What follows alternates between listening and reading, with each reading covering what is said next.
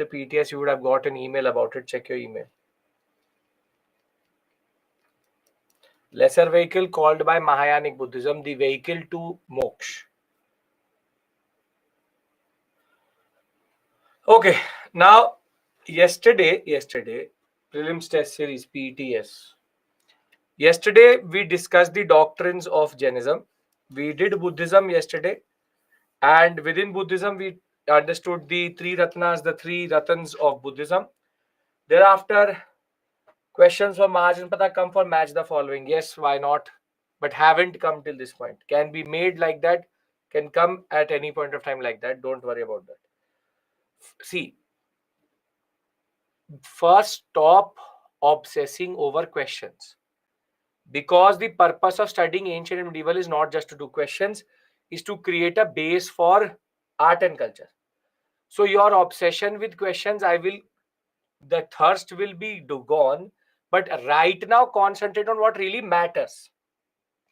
So the utilitarians in the class, what type of questions come, any type of question can come. And there's no end to this. The basic point I'm telling you, whatever we are doing is not just for questions, is for basically doing the questions related to what we call as art and culture. So really don't waste your time in obsessing over questions. The previous year questions will be done with you. I don't know why you have this obsessive urge after solving them yourself to solve it here also. And over and above that, by solving previous year questions, you don't achieve anything, zero. Because UPSC questions never get repeated. So even by solving that, you are not getting anything out of it. Nothing at all out of it. UPSC has never repeated questions. So rather than just checking the type of question and the depth of that topic, which I know without even doing the questions, what is the point of this obsession? I don't understand. Every batch, 2 to 3, 4 will basically be that KBC type of feel you want. And that is not how history works. You may have done it in polity, may have done it in economics, may have done it in other subjects. There is a standalone topic. This is much more complex and interconnected than just a random chapter on a random thing. So I'm telling you, when the time will come, I will do questions with you. Stop doing this. And what type of questions can be made? Questions can be made any type. Match the following: factual, conceptual, all types. That is why the discussion is in different levels. In Buddhism, Jainism, there can be n number of questions. So I can easily ignore you in the chat box, but I'm not doing that because I'm just telling you, stop hyperventilating on things which don't matter. Really don't matter. So we will cover previous year questions when the first 4 to 5 modules are covered, because there's interconnected questions. Buddha death is a questionable date. Dates will be multiple. You will Google it, you'll find a different date. When you will not in books, you will find a different date. These are not absolute. 20-30 years up down is standard in ancient India. Can we start a discussion? Okay. And a lot of you are joining quite late. I know everybody's joining time. So if you don't know it, I'm telling you right now. I know everybody's joining time. This fashionably 13, 20, 14 minutes late. I will not wait for 13, 14 minutes. I will start within the first 5 or 10. So I'm telling you, whoever has joined in the past 5 minutes. So this fashionably late thing not going to work. Then if you'll ask me questions, I know when you joined, I will not answer also. So it becomes a vicious circle. Okay. Now, Buddhism, we discussed the 3 ratnas. Then we discussed the 4 truths, noble truths. And thereafter, the 8-fold path. When we had covered this is the core philosophy of Buddhism. We went to the 4 Buddhist councils. And from the 4 Buddhist councils itself, we saw that at 2 books were written, which is Vinaya and Sutta, here Abhidhamma.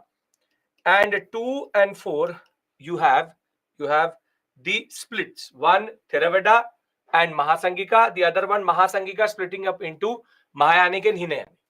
We discussed Mahayanic, Hinayanic and Vajrayanic. And Mahayanic Buddhism, we discussed how Buddha is God, Bodhisattva concept, and over and above that, the idol worship. Hinayanic, only symbols. There is no idol worship. Buddha is a teacher. Vajrayanic is an offshoot of Mahayanic itself, wherein there is a lot of what we call as impatience within Mahayanic Buddhism. So Vajrayanic Buddhism develops as for Tantra and Mantra. Here it's Tantra, Mantra, and Yantra, which is the tantric form of Buddhism, which is Vajrayanic. Offshoot means that it comes out of. It is a product of the Mahayanic Buddhist idea.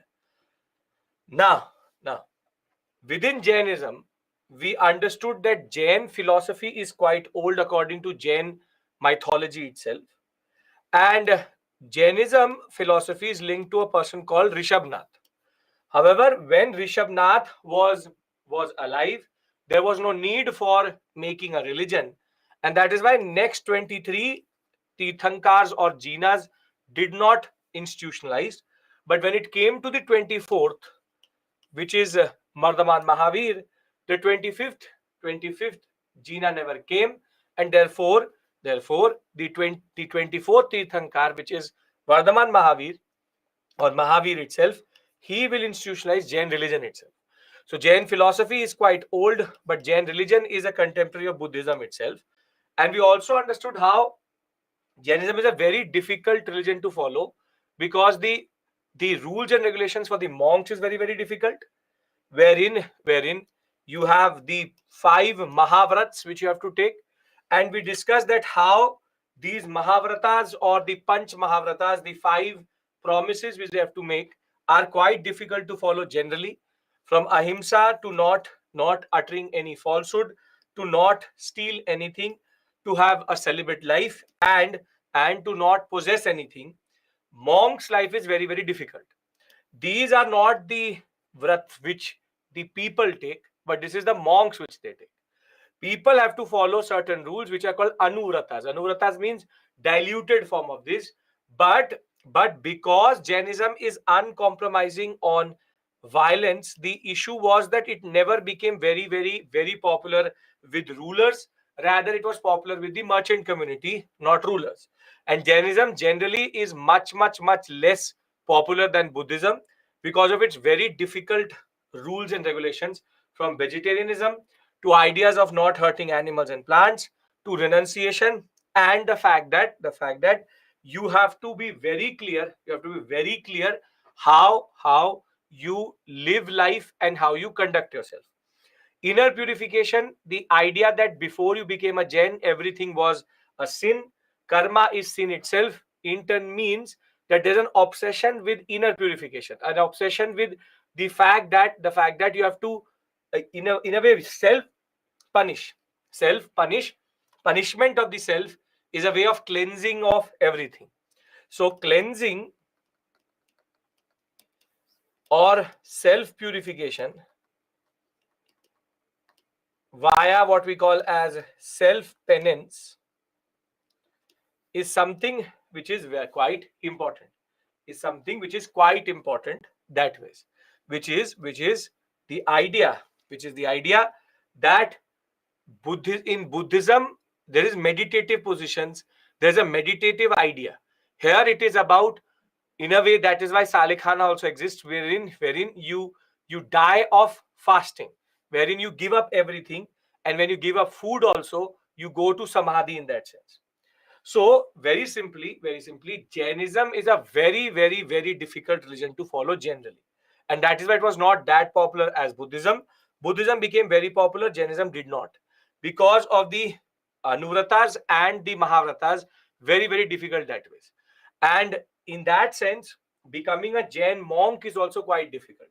Whilst Buddhism today has become diluted quite a lot, Jainism still exists in its core form in multiple communities across India. Now, like Buddhism, this is what we did yesterday. Yes or no? This is what we did yesterday. The idea of Buddhism, the idea of Jainism, basic concept is what we covered yesterday. Yes? Now, like Mahayanic and Hinayanic, there are also two schools within Jains. One is called Digambar, and the other one are called Shwetambar. Now, the idea of Digambar Shwetambar is quite simple. The Jain community in North India had to basically get divided into two groups when there was a major drought-like situation in Magad and that whole sector. The Jain groups divided themselves into two. One went to South India in order to Jainism to survive, and the other went to North India, or were in North India, remained in North India. The ones who remained in North India called themselves Shwetambar, and the ones who went to South India are called Digambar. Now, there's a major difference between the two when it comes to clothing. Other than that, there's no major difference generally. The core ideology is both worship Mahavira, worship the Tirthankars and Jina, but the name itself has the catch. The fact is, Mahavira, we know, had given up everything from clothing to everything. And therefore, Jain monks were known to be nude, and Mahavira and all Tirthankars before him were like that only.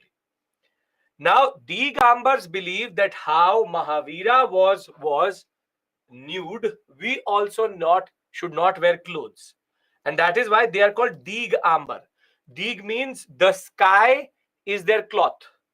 And till today, Digambar monks, if you've ever seen, or if you have ever seen a procession of a Jain monk, Digambar monk, you would know that they don't wear clothes till today. On the other hand, Shwetambar believed that yes, Mahavira did not wear clothes. However, that process, that concept does not stand any relevance when it comes to 6th century BC and forward, and they wear white clothes. So you will see that there are two types of Jains today: monks, not people, monks. One who are Digambar, the other who are Shwetambar. Digambar monks will never wear clothes. Shwetambar monks wear white colored clothes. And the concept was very simple. Because Digambar monks did not wear clothes, there was a and there was no monk was, or no nun tradition was there. Because women were not allowed to become monks in the Digambar tradition itself. It is only in Shwetambar where we start to find Jain women nuns and monks. And therefore, the idea is very straightforward, simple. The only difference between Shwetambar, Digambar is on the issue of clothing. One says, and both agree, that Mahavira and his disciples did not wear clothes. Digambar want to renounce everything. They only have two things. These monks either have a small broom to brush off any insects so that they don't kill them, because that is also violence. And they have a simple, straightforward lota, which is called a kamandu, for basic toilet hygiene. On the other hand, Shwetambar believe that this practice is obsolete now. We should not go for full nudity, and therefore they also modify the vrats for the people and wear white clothes. So white clothes means Shwetambar, Digambar means no clothes. This is not as complicated as the Mahayanic or Hinayanic. Are we clear about this? Are we clear about this? Yes? Okay. Now I told you that there are subsects. There are 18 subsects in Buddhism, but there are only 5 to 6 subsects. Water guard means lota. There are only 5 to 6 subjects in Jainism. And in the examination, what they do is that they mix up these two together. They mix up these two together. Wherein you have 2-3 options which will be Jain, or 2 or 1 option will be Jain, and 2, 3 Buddhist together. And therefore, what happens is that if you know the Jain ones, you can easily come to the answer. So when we talk about Jains, we divide them into two: Digambar, Shwetambar.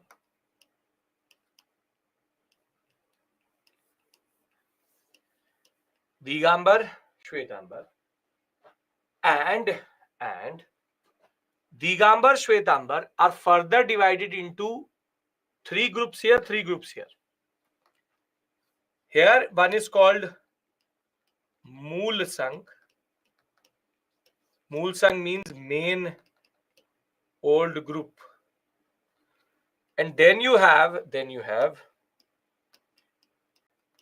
Taranpanthi, Terapanthi,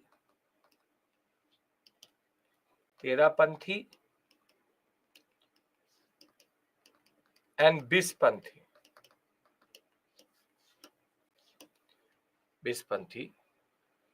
And the basic idea is that they are the ones who were part of the original sect itself, and later the Mool Sangh basically gave rise to 3 to 4 groups within it called Bis, Tera, Taran, because you don't have to remember Panthi.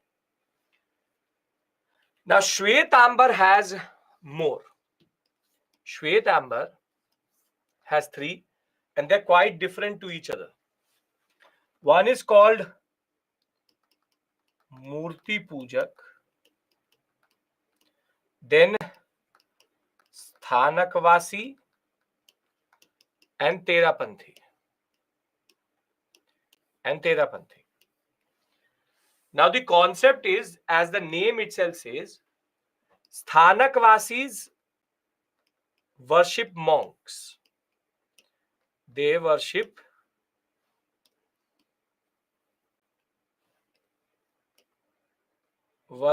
monks or Jain monks. On the other hand, Murti Pujaks worship the murtis or idols of Tirthankars. And Taranpanthis are also monks. But there's a difference between them further. Sthanakvasi will pray to saints and wear a muhpatti, which is mask. But Murti Pujaks will not wear a muhpatti and will go to the Tirthankars. So here there is masks. Now you will ask me, what is the difference between this Terapanthi and this Terapanthi? Can anybody tell me what is the difference between them? What is the difference between this Terapanthi and that Terapanthi? Basically clothes. There's one Terapanthi who wear masks and clothes. There's one Terapanthi who does not wear mask or clothes. That is the basic point. So you can make it in like a Venn diagram also. For example, you have masks. Don't ask me what is masks, because it doesn't mean either. It means that you are born today, that you have no idea what is COVID-19.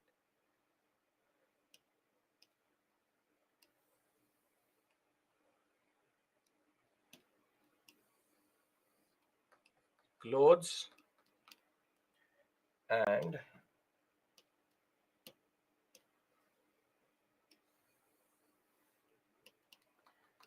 idols. So we have Murti Pujaks here. We have mask and clothes. One second, sorry.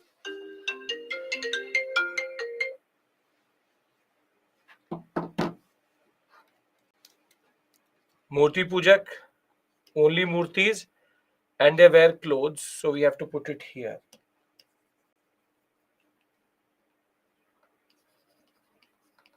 Basically, we don't need 3, but we need 4. Once again, we need 4. 1, 2, 3, and 4. We have masks, saints, idols, clothes. This is the basic idea. Now here, when we talk about idols and clothes, you have Murti Pujaks. Thereafter, you have saints and clothes. So this would be Sthanakva. No, this would not be that. This one would be the intersection of all three. This is where mask is also there, saint is also there, and clothes is also there. This is Therapanthi and this Thanakvasi. Murti Pujaks are only idols and clothes. And you have Digambar, totally outside this whole concept, which is because no clothes. And we have one Therapanthi who also does not wear clothes. So it comes here. This is Therapanthi of Digambar. If this makes sense, sure. If not, you can just remember it in a different way altogether. Does it make sense? Yes? If you can understand in Venn diagrams itself. And just for simplification, for anybody who did not understand it, Therapanthi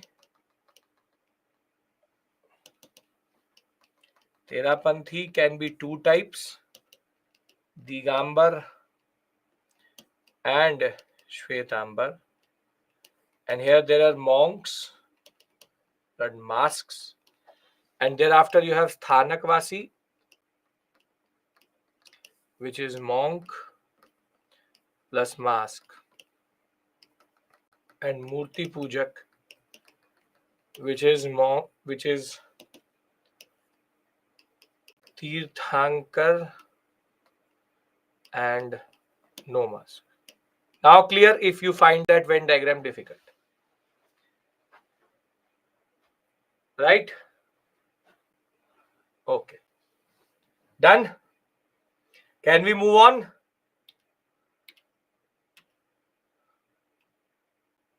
Come on. Yes. Now, again, Jains are quite considerate to UPSC aspirants, wherein they don't have a lot of councils. One is the first, and the second one is the simple 2 Jain Buddhist councils. One is in Patliputra and a person called Stulbahu, and here 22 books were written, which are called Angs. And the second one happened in Valabhi by the Shwetambars in Gujarat, and 12 books were already there. So 12 sub books were written. That's it. Nothing big, nothing small.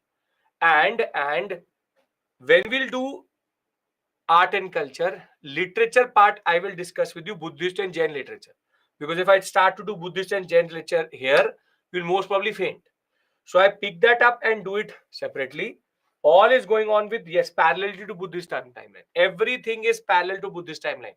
Jains, Buddhist, Vedic, Brahmanism, all three existed together in the 6th century BC. That is the period of what we call as the second urbanization. Now, when we talk about spread of Jainism, when Mahavira was alive himself, he made sure that he had disciples who could take it forward. 12 and 12. 2. I did not. First 22 or 12. You said 22. What's 22? 12, 12, 12, 12, 12, 12, 12. Now, Mahavira, when he was alive himself, he had 11 disciples. Disciples wherein the different schools he had already decided about them. Now, Arya Sudharma was one of these, what we call Ganadharas, who was the only one who was able to survive by the time Mahavira died. So he is called the first Thera, meaning the one who succeeds what we call as Mahavira is called the Thera. And there was the one Thera who was left, which is Arya Sudharma. Thereafter, Arya Sudharma appointed two more Theras, which is the Sambhavata Vijay and Bhadrabahu.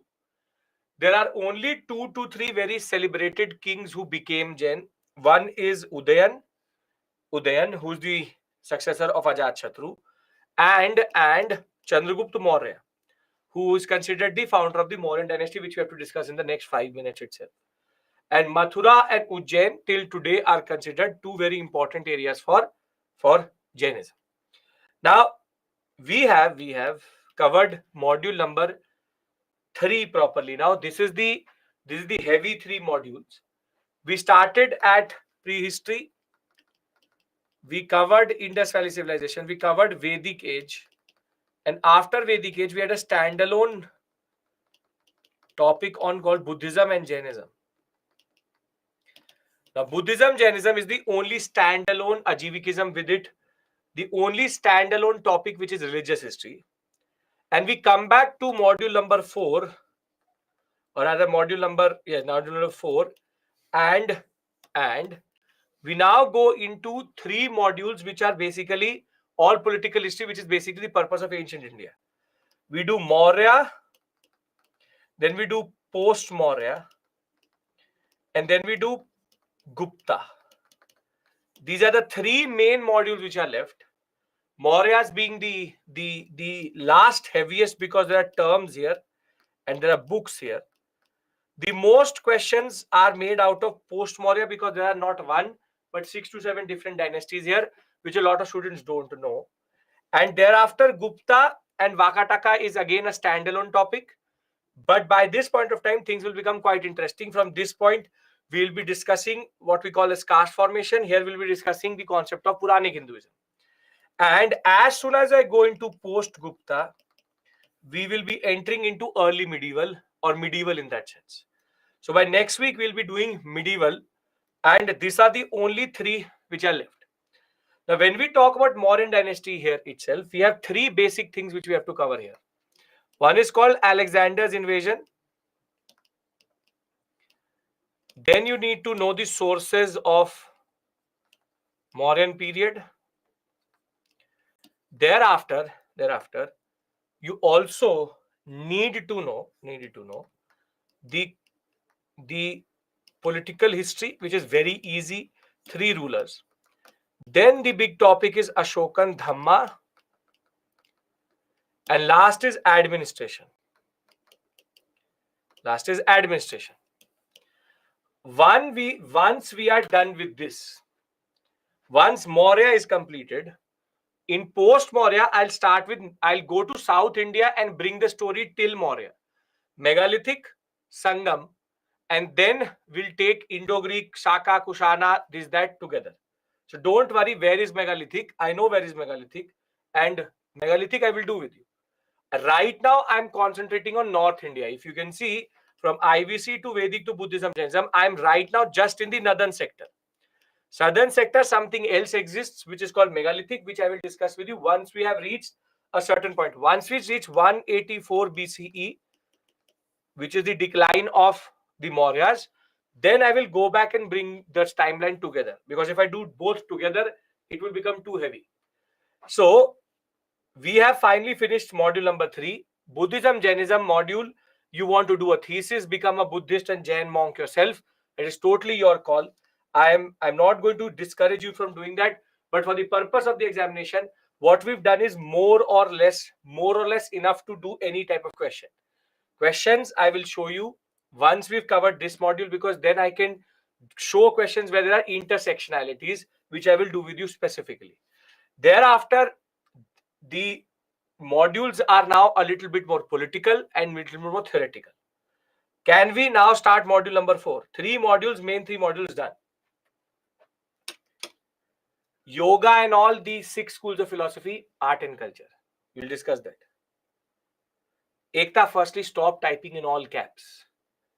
It doesn't do anything. It makes it harder to read also. So you make it in, sir, means Thanakvasi worship their monks, which means that who are alive. Murti Pujaks worship who are not. Yes. But you can stop typing in all caps. Okay. Now, when we talk Digambar, Therapanthi were monks, no, they were nothing. Okay. Indo-Greeks, yes, we will do Indo-Greeks also. Very good. Module number 4, there are 3 chapters in R.S. Sharma and 1 chapter in the NCERT.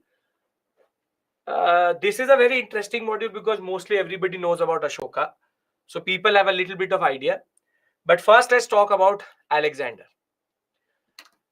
Now, if you remember, maybe you don't remember, I left you at Magad. Political history, Magad. Magad saw trade, saw 3 religions rising, saw Buddha and Mahavira live, and it also saw punch marked coins. In that sense, we have 3 to 4 major developments during the Magad period, and what Ananya, Upinder Singh is an optional level book. This discussion has nothing to do with optional. Optional ancient India is very different and depth is much greater. So I cannot tell you Upinder Singh chapters. There's an optional level book. Now Magad, and whatever is relevant from that book, I'm already doing it. What was the last dynasty known? What was the last dynasty? Nanda. Very good. And who is the last ruler of this Nanda dynasty?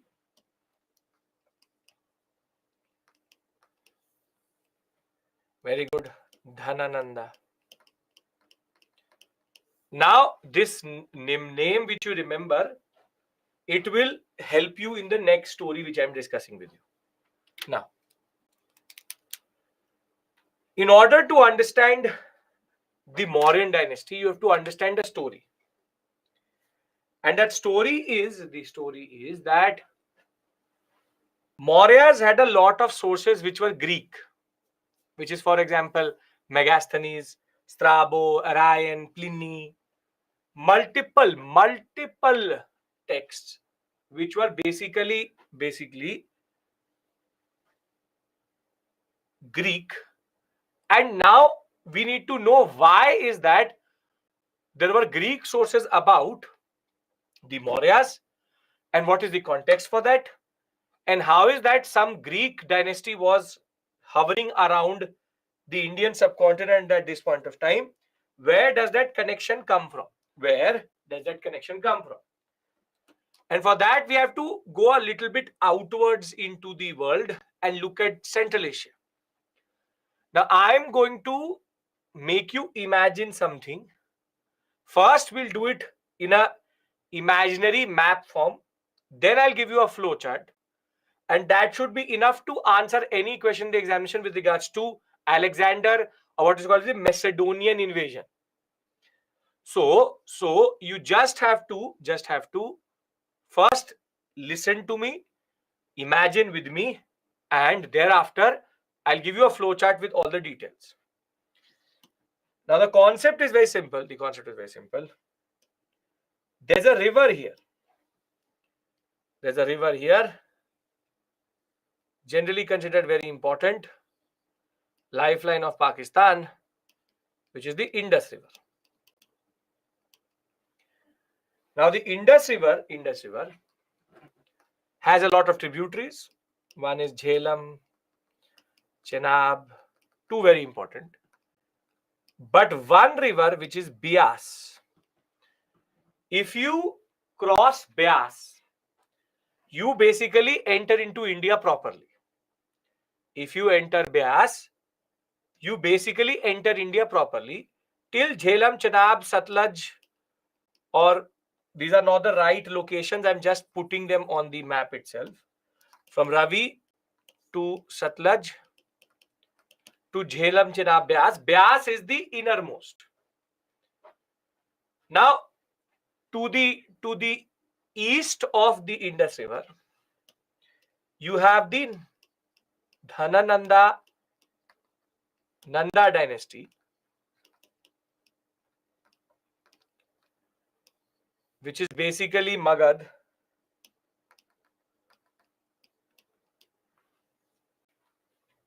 But we have not discussed what was happening beyond the Indus River.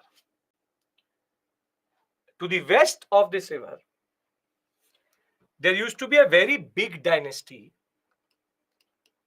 called the Achaemenid Empire. In popular imagination, it is remembered as Persian Empire. And from the Achaemenid dynasty itself, from the Indus till modern day Greece and a place called Macedonia, which is in Greece today, this whole sector was the Achaemenid Empire. What is the range of Magad? Nobody knows. Reach is still Magad. Reach is still Indus. There are no defined boundaries. Starts from the eastern sector, goes till the western sector. Now, this color which you see, the brown color which you see, from this point in this map till modern day Macedonia, everything was part of the Achaemenid Empire.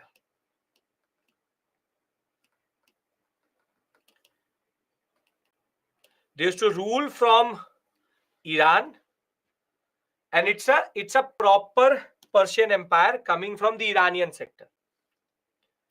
Now, first things first, I don't care about them. They are just a footnote in my story, and I really don't want to share any information which is unnecessary.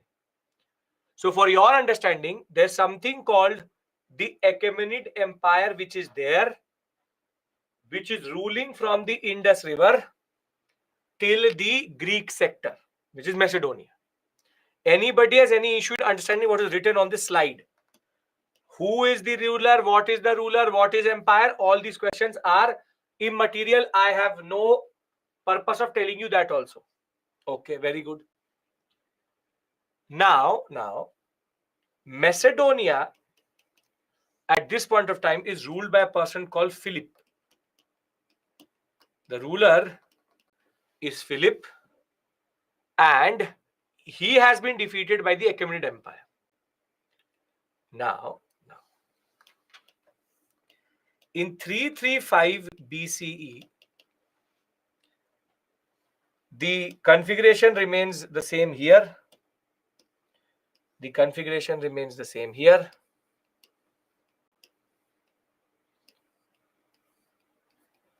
Which is Beas, Chenab, Jhelum, Satluj, Ravi, Indus. The story remains here the same, Magad.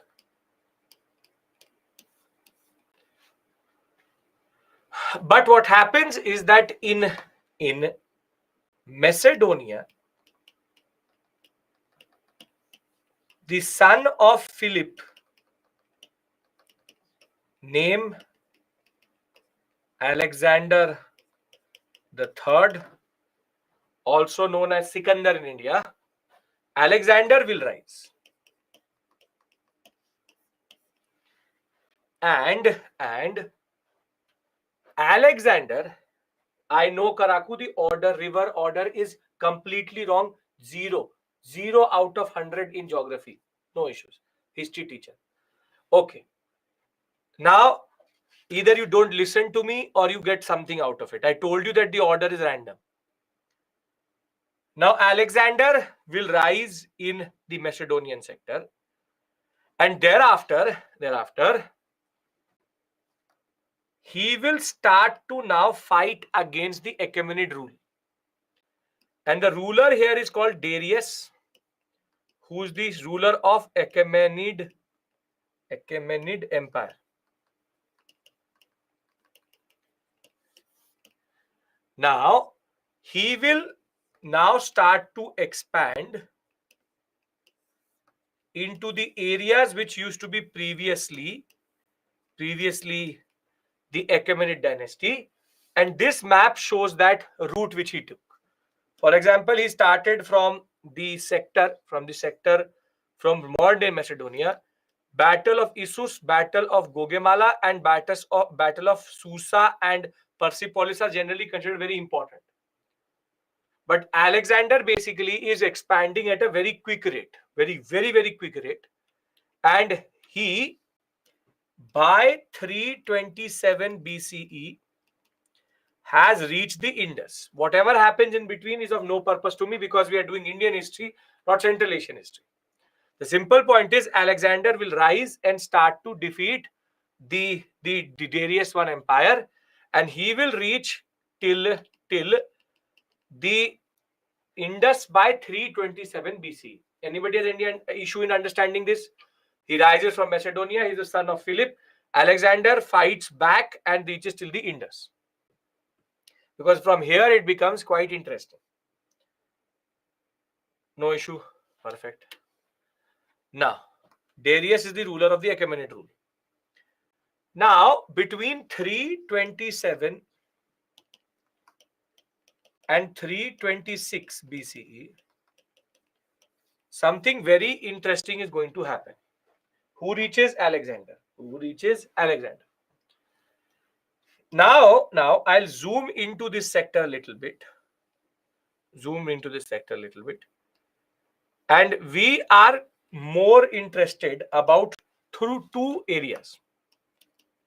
The region between Jhelum and Chenab, and thereafter the Beas River. And you have Takshila here, Takshila sector. And Alexander has reached here.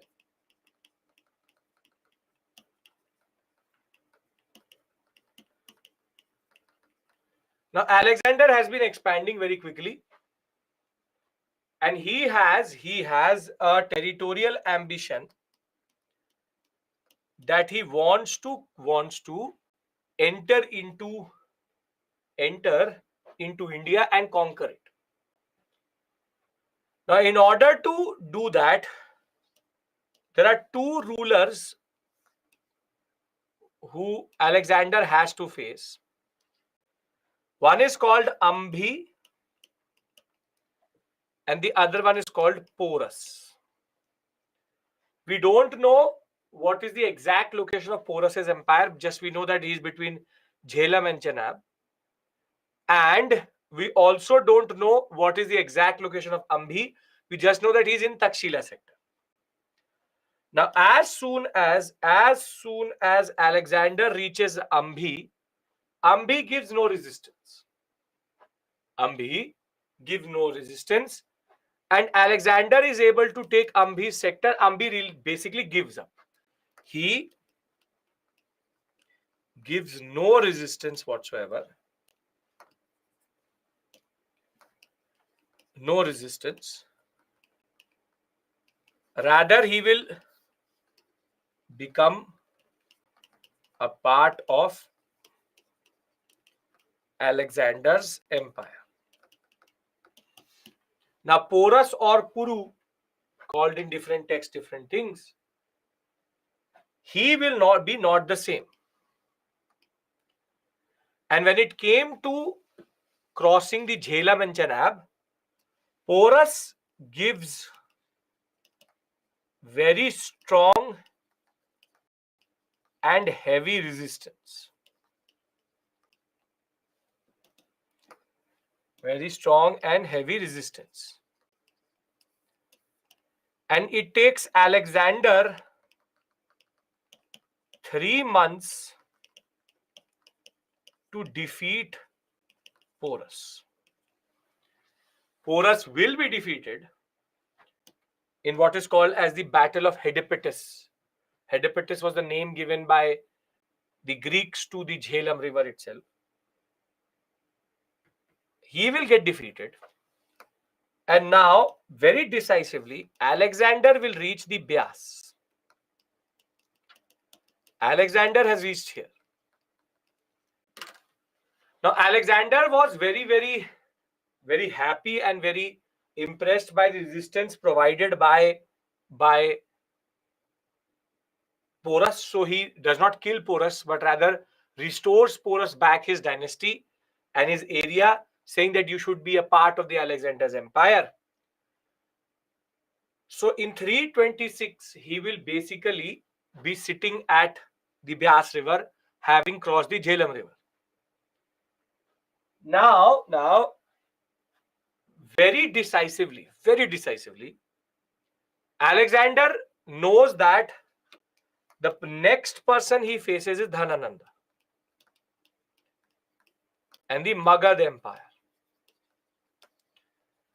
And he knew about Dhanananda's army, he knew about Dhanananda's might, and he knew about Magad's very strong elephant and what we call as the weapons division of Magad was known everywhere.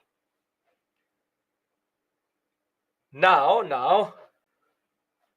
Alexander says, okay, it took us 3 months to kill Porus, to defeat Porus. Let us cross. But very fortunately and very interestingly, as soon as Alexander decides to cross the river Beas, his army rebels. His army rebels, saying that we do not want to fight. See, they had been fighting between 335 to 327 BC, and the empire was very big. And basically, his troops will mutiny. They said that we have been fighting for a very long time. We don't want to cross the Beas, and now defeating Dhanananda may take a year. If defeating Porus took 3 months, we are in no mood to fight further. And very decisively, Alexander chooses to go back. Alexander chooses to go back. Alexander rather decides to go back.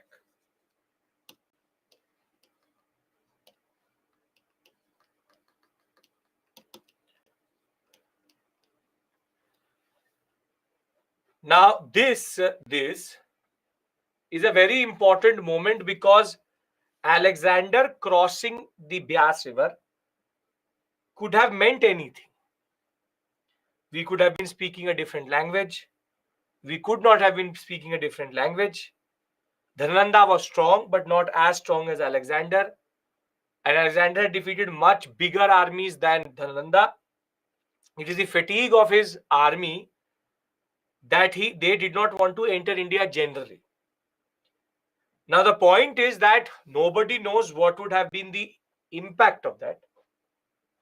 But either way, the Indian subcontinent was quite fortunate for Alexander not to enter. Now,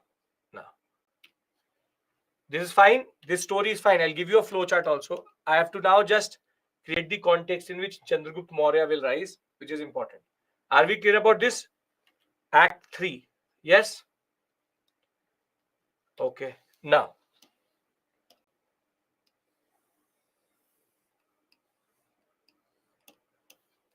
Indus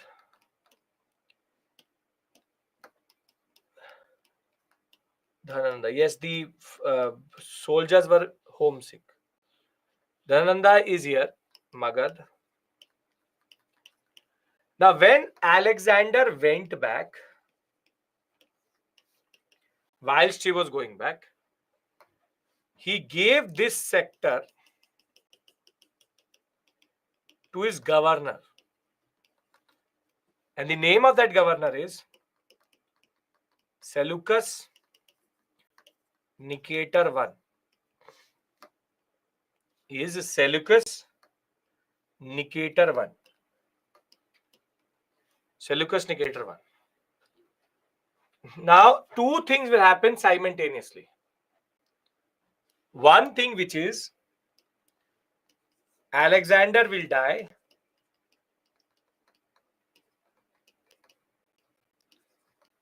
It is believed that he died in Egypt because of poisoning. But as soon as Alexander dies, Seleucus Nicator I gives up this position of governor and he starts to expand into Alexander's empire.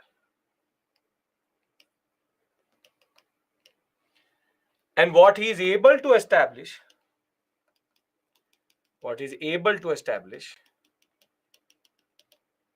is called the Seleucid Empire. It's called the Seleucid Empire. Exact location, I'll show you. The Seleucid Empire is exactly where Alexander was. It is expanding at the expense of Alexander's empire. On exactly where Alexander is, he's taking the advantage of Alexander not being there. So the Seleucid Empire has risen here. At the same point of time, when Seleucid Empire is rising, Dhanananda will be killed by a general of his army named Chandragupta Maurya. And he had been given help with the help of Kautilya or Chanakya. Different names, Vishnugupta, multiple names. The fact is that the Seleucid Empire and the Mauryan dynasty rise or rose at the same point of the time. They rise at the same time, exactly. And now the question was, who will have control over this sector, which is Mauryas under Chandragupta Maurya,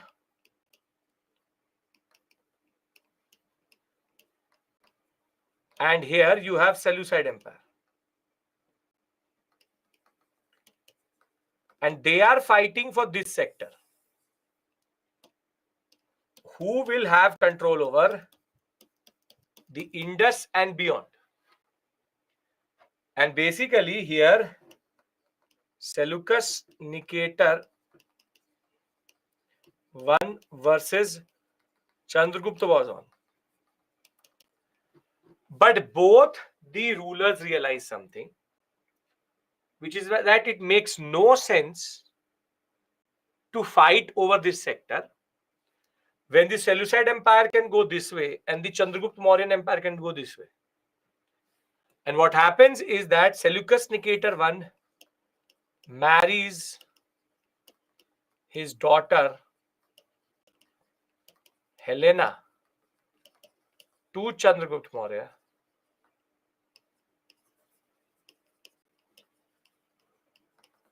and this area becomes Mauryan territory. And basically now India's northwestern sector is perfect. In the northwestern sector, you have the Seleucid Empire, and in the heartland of India, you have the Mauryan Empire. And very simply, now Greek scholars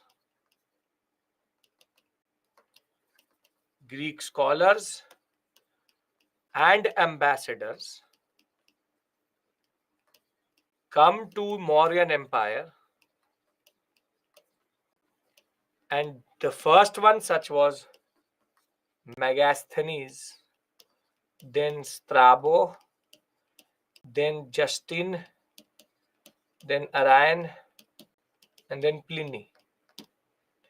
All these are Greek travelers into India, and they are the ones who tell us about both the Mauryan Empire and the Seleucid Empire. This is why we have Greek sources for Mauryan Empire itself. So by this discussion, I've done two things. Told you the Alexander story, and second, I told you why there would be people like Megasthenes talking about the Mauryan Empire, and why is that Chandragupta Maurya had one more name, which is Sandrakotas and Androkotas, and why is that Bindusara had a different name, which is called Amitroshades. Basically, I've tried to explain to you what is the basic situation in the world at this point of time, and how it becomes stable, and what allows the Mauryan Empire to basically become so big, and it has no conflict in the northwestern sector itself. What this line representing now is basically the Indus is now flowing within it. This line is the border between these two. Who married whom? Helena married Chandragupta Maurya. Chandragupta Maurya is now the son-in-law of Seleucus Nicator I.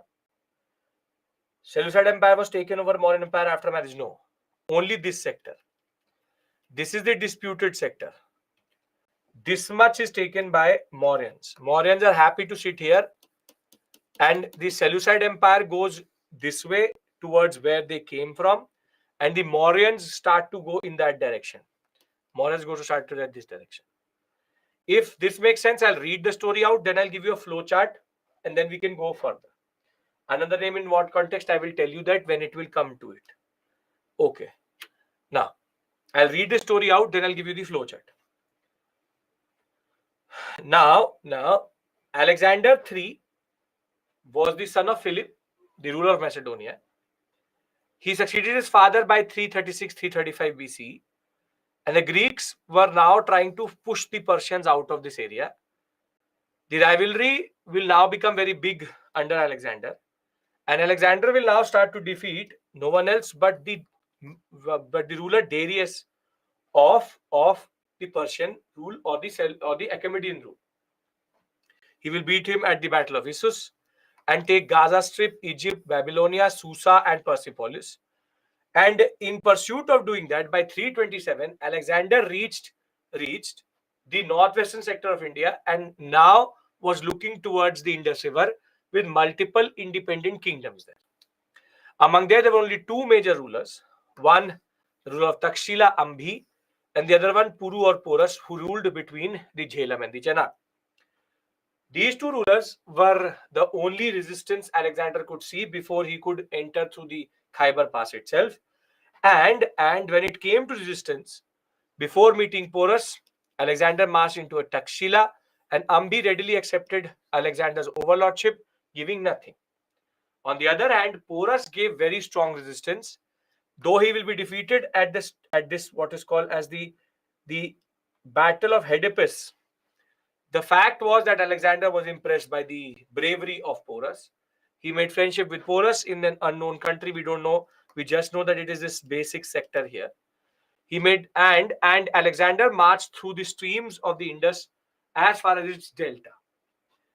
There he stopped his Indian invasion when it came to his soldiers refusing to go any further. Basically, they did not want to cross this sector itself because they knew that they would have to then fight Dhanananda, which would have been very big. Now, Alexander will invade and appoint Seleucus Nicator I as the ruler of as the governor of this sector, and Seleucid Empire will be created by Seleucus Nicator I in 312 BCE once Alexander will die, and they will have a basic conflict over this area, and rather they will sort it out by Seleucus Nicator I marrying his daughter to Chandragupta Maurya generally. So very simply, Seleucus Nicator I in that sense was very, very smart, and Chandragupta Maurya was smart, realizing there was no point going fighting for one sector rather than going in the opposite direction and expanding. Now, this story can be just remembered like this basically, which is a small flowchart, which is simple, straightforward. You have Alexander rose during the period of Darius I in the Achaemenid Empire. Now, Alexander defeated Darius at Battle of Issus, etc. He reached Indus River by 327 BCE. He was now confronted by two rulers.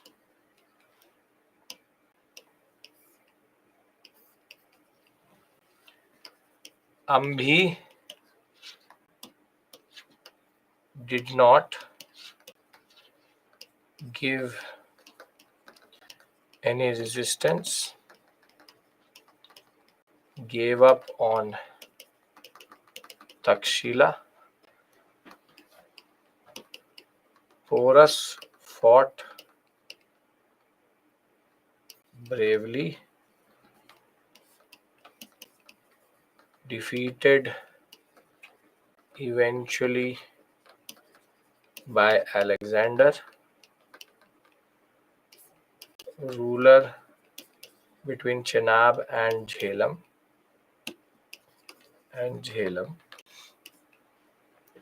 Defeated eventually by Alexander, and Alexander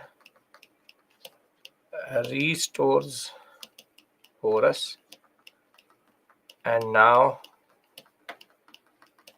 wants to cross the Indus.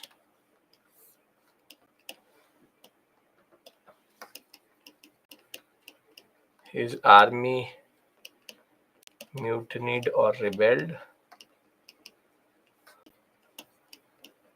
goes back and appoints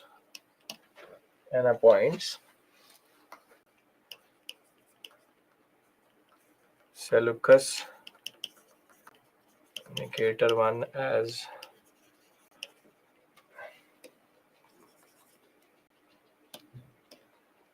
as governor after Alexander's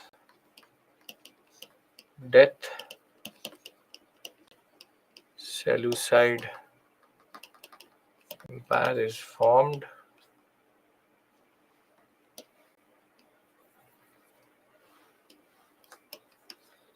Is carved out. Chandragupta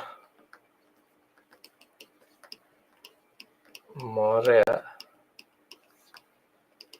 kills Dhanananda and makes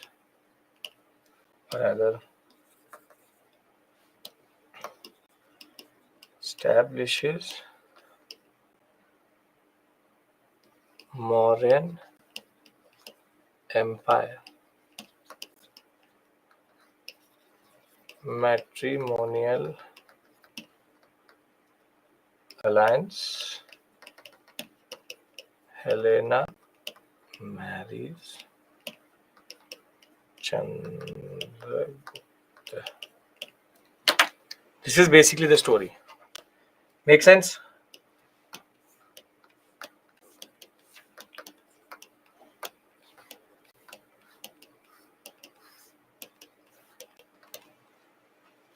Right? So what we'll do is that we'll take a 5-minute breather here, not a 10-minute or 15-minute. I'll give you one more later. We take a 5-minute breather here, and then we go forward. We go forward with Mauryan Empire when we come back. I leave you here. I leave you here. We come back at 6:16. We come back at 6:21, and we'll take the story forward.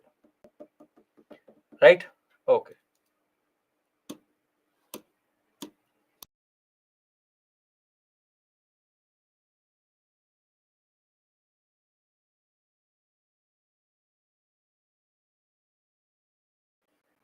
Again, while writing answers, Jhansi Rani, there is no mains question from this. Okay. Now the next project or the next thing which we have to know about Mauryas is a little bit painful. I have to go through it. Can't help it. Are the sources. What do you want to do? Can highlight keywords by... No, don't do that. Don't do that. We'll waste your time. Chanakya, Vishnugupta, Kautilya, very known Brahmin, very big scholar who helped Chandragupta Maurya capture power. Okay. Now, when we talk about sources, there are two types of sources which I told you. Why Alexander's army rebelled? Because it has been fighting for now close to 8 years. And Alexander died because of basic diarrhea, and he poisoned himself in the way of basically getting the treatment for that. I really don't care. Alexander is nobody to me. But yeah, that is the story. Okay. Now, that's a separate history altogether. If you actually go into Alexander's history, separate history altogether. Now, indigenous and foreign sources are there. Now you know why there are foreign sources. So the most important sources which UPSC will never ask directly straightforward is the Arthashastra. The Arthashastra is considered the most important book when it comes to political theory, and it was written by Kautilya or Chandragupta or Chanakya. Chanakya, Kautilya, Vishnugupta, all three names are used for him. And he wrote the Arthashastra as a text which tells about how the Mauryan Empire actually was ruled and what was the basic, what we call as administrative setup. Then, see, the period between the empire was there. The Mauryan Empire basic period is considered to be 324, 321 to 184 BCE. Now you'll realize something, that these texts were written much later. Close to 700 years later. But for example, the Mudraksha by Vishaka Datta talked about Chandragupta Maurya and how he defeated the Nandas. Some text which is written 500 years later talks about the Mauryan Empire. What does it indicate? What does it indicate? It indicates that the Mauryans were so powerful and were so known that even 900, 1000 years down the line, people are talking about them. And that is why it becomes even more interesting to know why is that the Mauryans were known like this. So you have to remember Mudraksha, Vishaka Datta. standard thing, mud visa. You can remember it like this, but have to learn these texts because very important. Then you have a very important text for Harshvardhan called the Harsh Charita by Bana, and this talks about how Mauryan Empire declined. Then you have the father of Indian history, Raj Tarangini by Kalhan. This is the book. This is the author.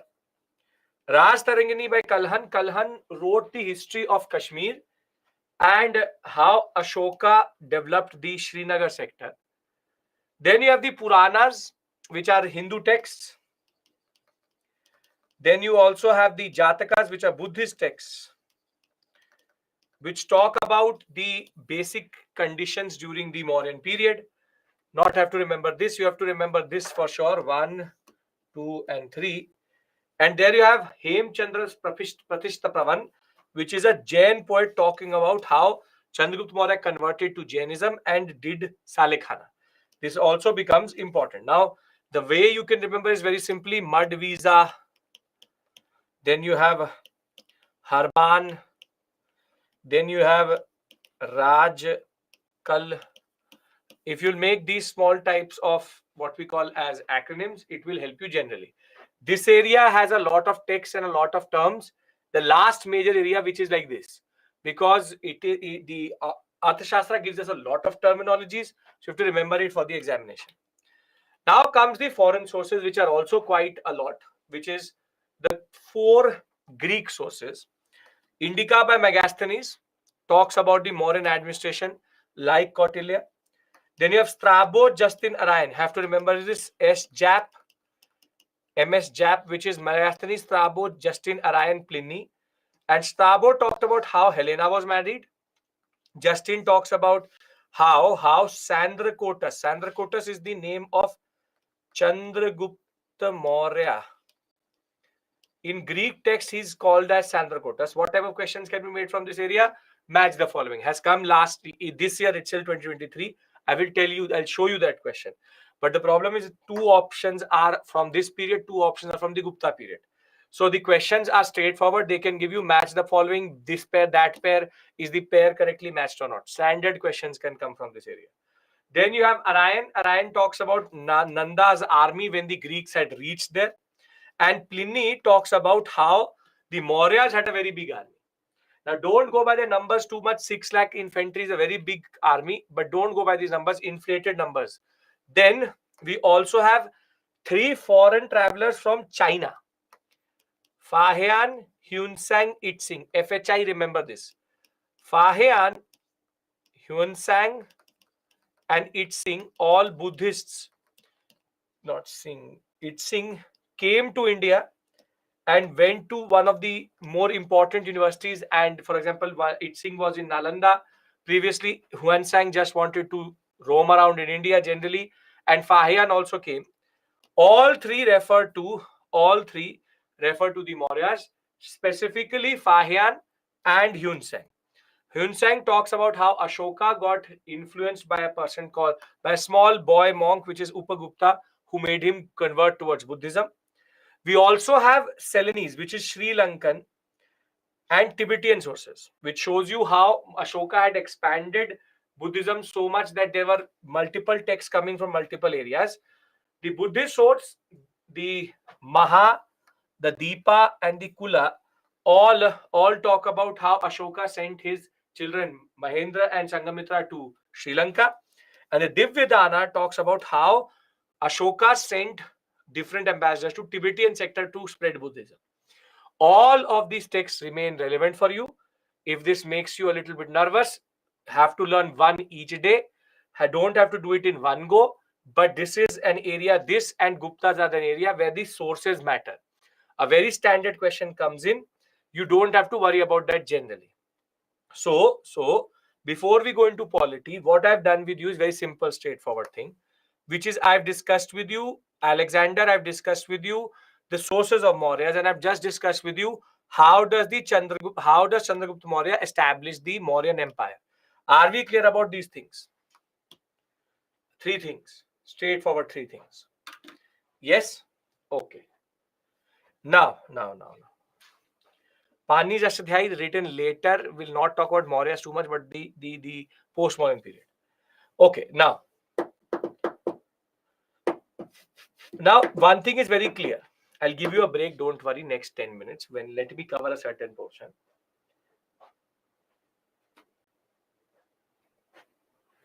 See, now there are two things which you need to know. UPSC mostly doesn't care about political history, which is who fought whom, this, that. And the pattern also shows that they're either asking conceptual questions or they're asking questions which are mostly factual but not in a political sense. So, in no way or form, I am going to tell you every battle which Chandragupta Maurya fought, every battle which Bindusara fought, every battle which Ashoka fought. Saying in that context that we have to just know their names and what are the major things which happened during the Mauryan period and why is Maurya known for Mauryas. Why am I saying this to you? Because when you read R.S. Sharma, when you read any random book, they start to give a lot of data. He fought this, he did this matrimonial alliance. PCS level examination, sure. NET for sure. But UPSC would rather ask you a much harder question related to Dhamma than to ask you something very straightforward related to political. So, very simply, yes, we are still in North India. Very simply, I do not want to give you any unnecessary data. Because if I become like R.S. Sharma, then what's the point?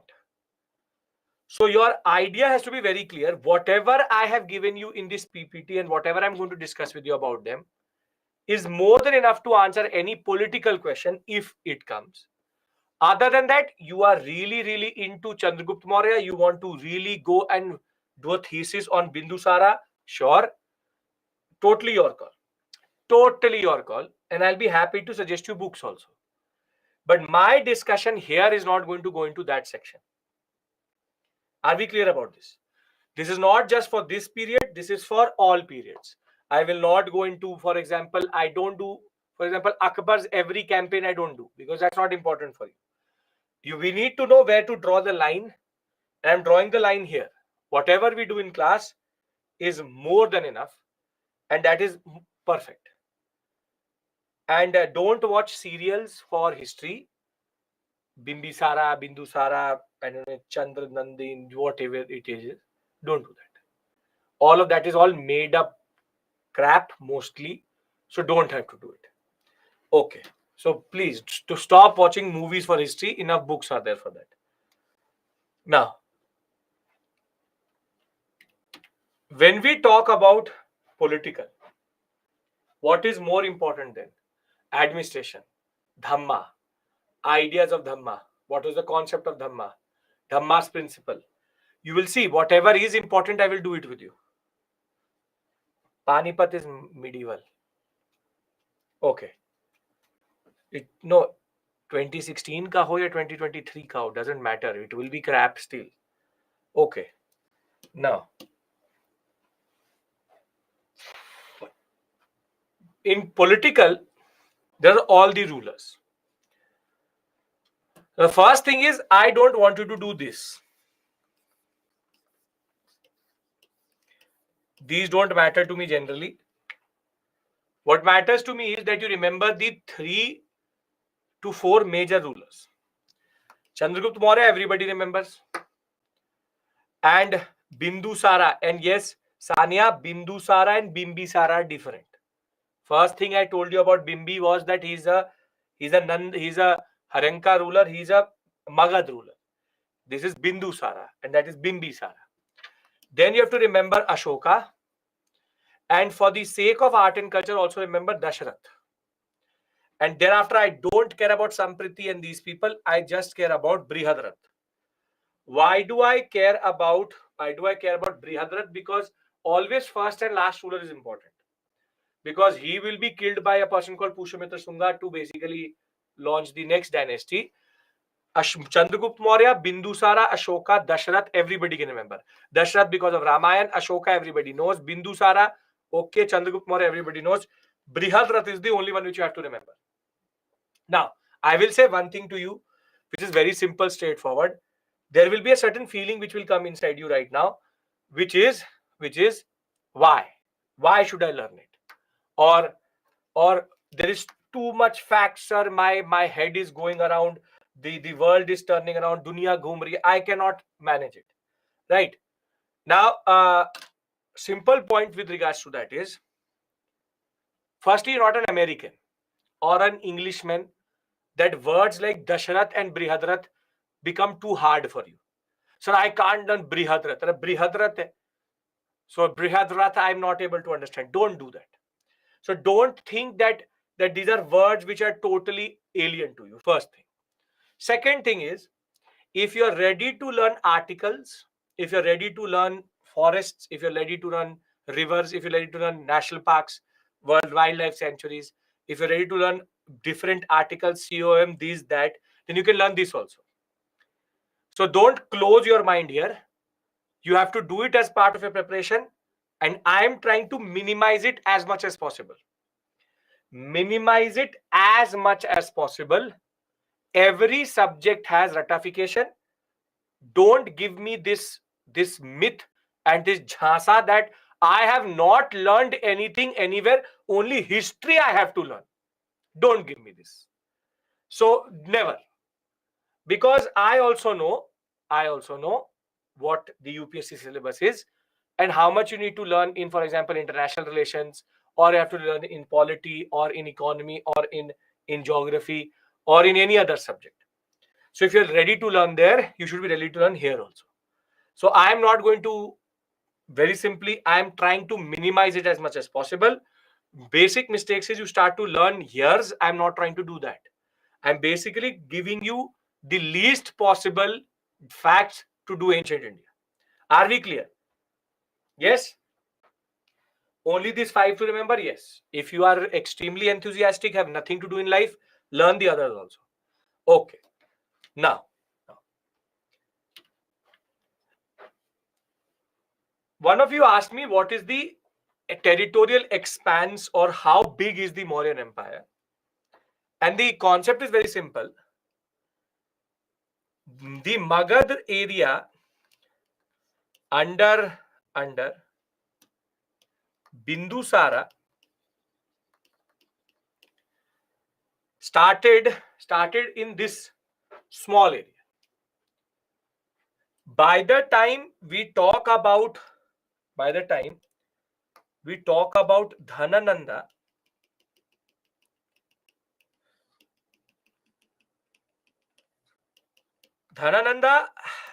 had a big empire.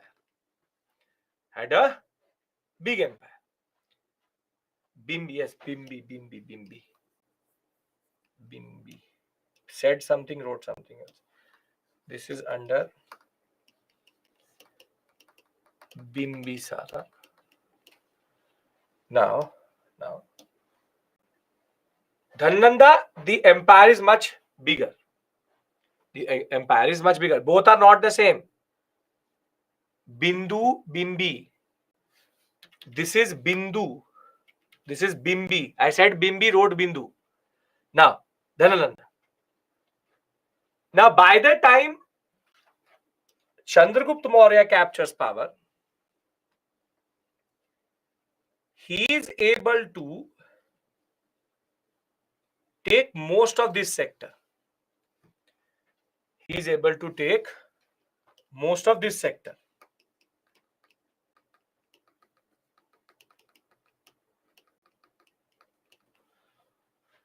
But the biggest, the largest the empire was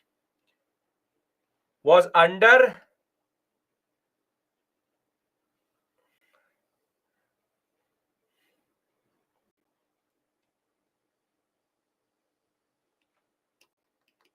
Ashoka.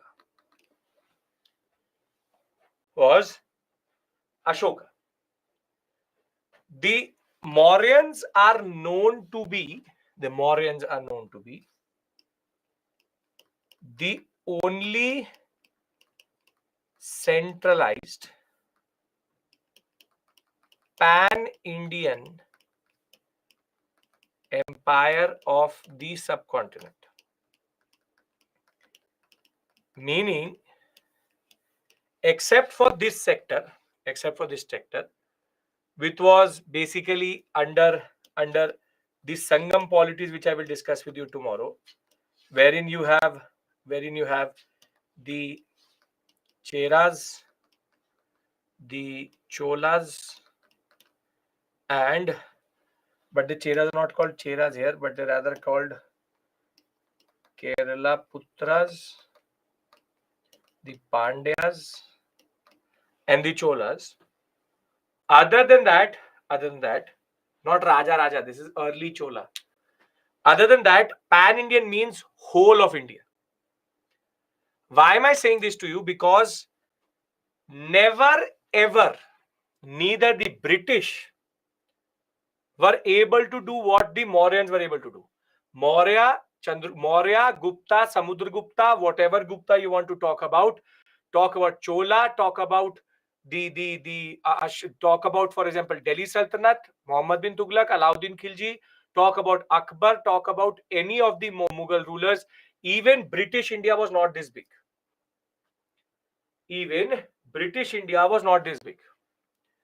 Whole of the subcontinent together was only held by the Mauryans. And the reason for that I will tell you is because in the post-Mauryan period, something happens. A tendency develops, which basically becomes the genesis of political fragmentation in India. But the point here is that the Nandas had already, or the Magadhan rule had already consolidated North India. Chandragupta Maurya added the whole of northwestern, and Ashoka took it to the highest point. Highest point was under Ashoka. Magad and Maurya are different, obviously, because Dhanananda is killed and Chandragupta Maurya is established. So are we clear about this? Because if we are clear, I'll take a break here. Then we come back and then discuss the rather interesting things, which is political history, Ashokan Dhamma, and administration. Yes? Okay, clear. At peak during Ashoka, yes. Can we read here about Chanakya? Chanakya is of no purpose to me. I will discuss his administration, sure. Saptang, I'll discuss all of that with you. Tirthas and all we'll discuss. Okay, perfect. So we come back at 7. Sure, why not? And we'll take the story forward.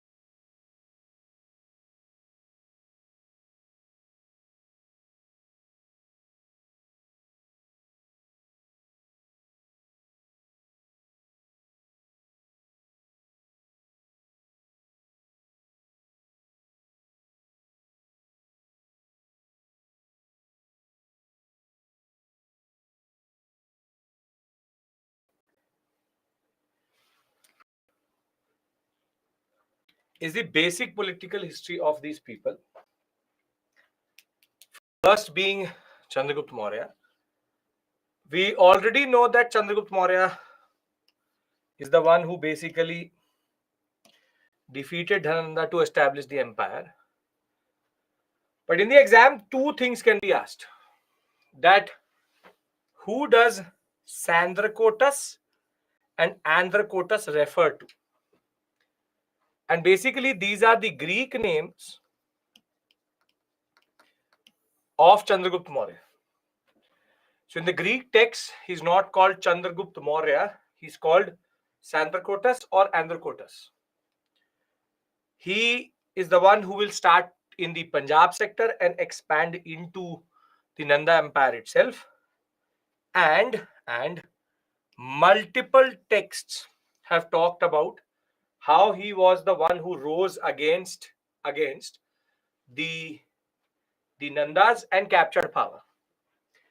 But a very important thing which Chandragupta Maurya did, which becomes a historical connection between multiple rulers, is a lake which he made in Gujarat, which is called the Sudarshan Lake. The Sudarshan Lake, which is in Junagadh, basically has an inscription. And on that inscription, it says that Chandragupta Maurya is the one who constructed that lake. Now, the fact is that this lake is like a connection between multiple dynasties. Why?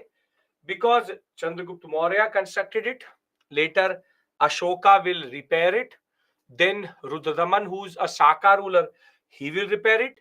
Then even the Guptas repair it after multiple damages because of flooding. So that one inscription, the Junagadh inscription, shows to us a historical chronology of these rulers from the Mauryan to the Gupta period itself. So in the exam, first thing, Andrakotas, thereafter Sudarshan Lake. Three things you have to remember about him with regards to also marrying Helena, which we already know. Then comes his successor, Bindusara. Now, Bindusara's name under Greek text was Amitroshets. This is the name which the Greek texts give him. And it is basically based on the title which he got, which is Amitraghata. He used to call himself as the slayer of all his enemies. So they modified it to create it Amitroshets. Now, Bindusara was an Ajivik. We know that Chandragupta Maurya became a Jain because of Jain text itself.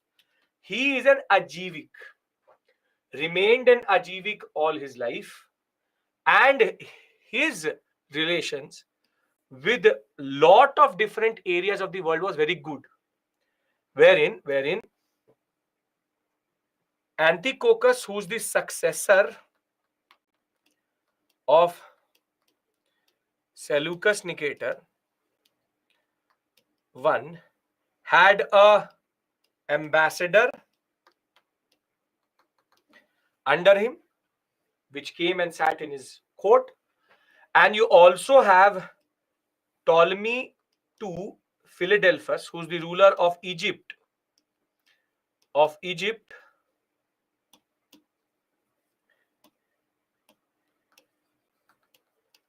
who had a ambassador under him, which is Dionysus. Dionysus and Demicus, two people used to sit in his court, and both were ambassadors of two very important rulers, one the Seleucid Empire, the other the Egyptian Empire. And generally, Bindusara is known to the one who consolidated the empire, Now, a very important suggestion to all of you again. Why did they have their ambassadors in others? Which is to show allies, to show international relations, diplomatic relationship. Now, a very important suggestion to you all again, because there would be some who would be thinking about this. Never learn this father, mother, brother. Because some of you are going to ask me, who is Bindusara to Chandragupta Maurya? And the point is that if you will start to do that, it will become into a seaside question. The father of the mother of the brother. Don't do that. Because lineage, when it comes to these relationships, are not straightforward. So if you learn that he's the grandfather, the son, no. Simple, straightforward point. Chandragupta Maurya succeeded by Bindusara. What is the blood relation? I don't care. Because blood relation as it is, no, UPSC will never ask. And more than that, they have multiple wives, they have multiple sons. You will not be able to even fathom that accordingly. So the issue is that there are multiple lineages and you cannot follow which wife gave which word to Bindusara. I have no intention of doing it. So you should also not look for these things in books. That is he the son of Helena's, or he is not Helena's, then who is the mother of Bindusara? I really don't care. And you should also not get into these messy areas, which is multiple wives, multiple issues. Now comes the most interesting and most important thing, which is a person called Ashoka. Now, you would have realized by this point of time, I'm not using a very well-known epithet for him, which is Ashoka the Great, like Alexander the Great, because that is something which I leave to you. For me, nobody is great, nobody is bad, nobody is wrong. Ashoka is Ashoka, Alexander is Alexander. So now comes Ashoka. Now Ashoka is the most well-known, and on the street, if you go and ask somebody, do you know history? He'll say no. But if you'll say, give me two rulers' name, he will say Ashoka Akbar. Because Ashoka, everybody knows. Everybody knows. And generally, because of that very bad movie by Shah Rukh Khan also, everybody knows generally Ashoka. Now, Ashoka is, what is he known for? What is he known for?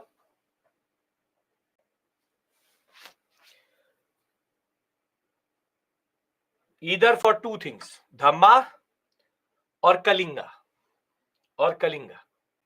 Which is that he is the one who captured Kalinga, which is Orissa, and he is also the one who turned towards Buddhism and Dhamma. Now, when we talk about Ashoka, now Ashoka is an Ajivik.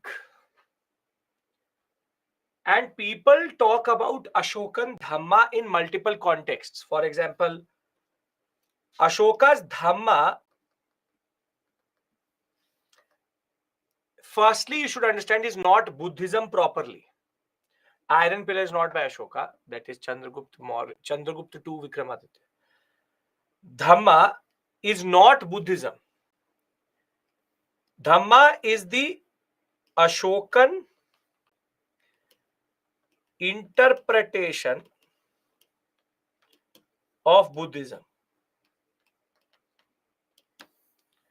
Because none of the Dhamma philosophies ever actually intersected with Buddhism. There's no concept of Ashtang Marg and all. But the timing of Ashoka turning from an Ajivik to a Buddhist has been quite interesting, and it shows a historical coincidence which actually does not exist. Now, Ashoka is, as I told you, remembered for this change of heart. That he saw 1.5 lakh people dead. Sorry, 1.5 lakh people wounded, 1 lakh people dead. The rivers of Kalinga were now in red color because of the blood which has come out. So Ashoka changed. And he then developed Dhamma. So Dhamma is mostly seen as a religious philosophy.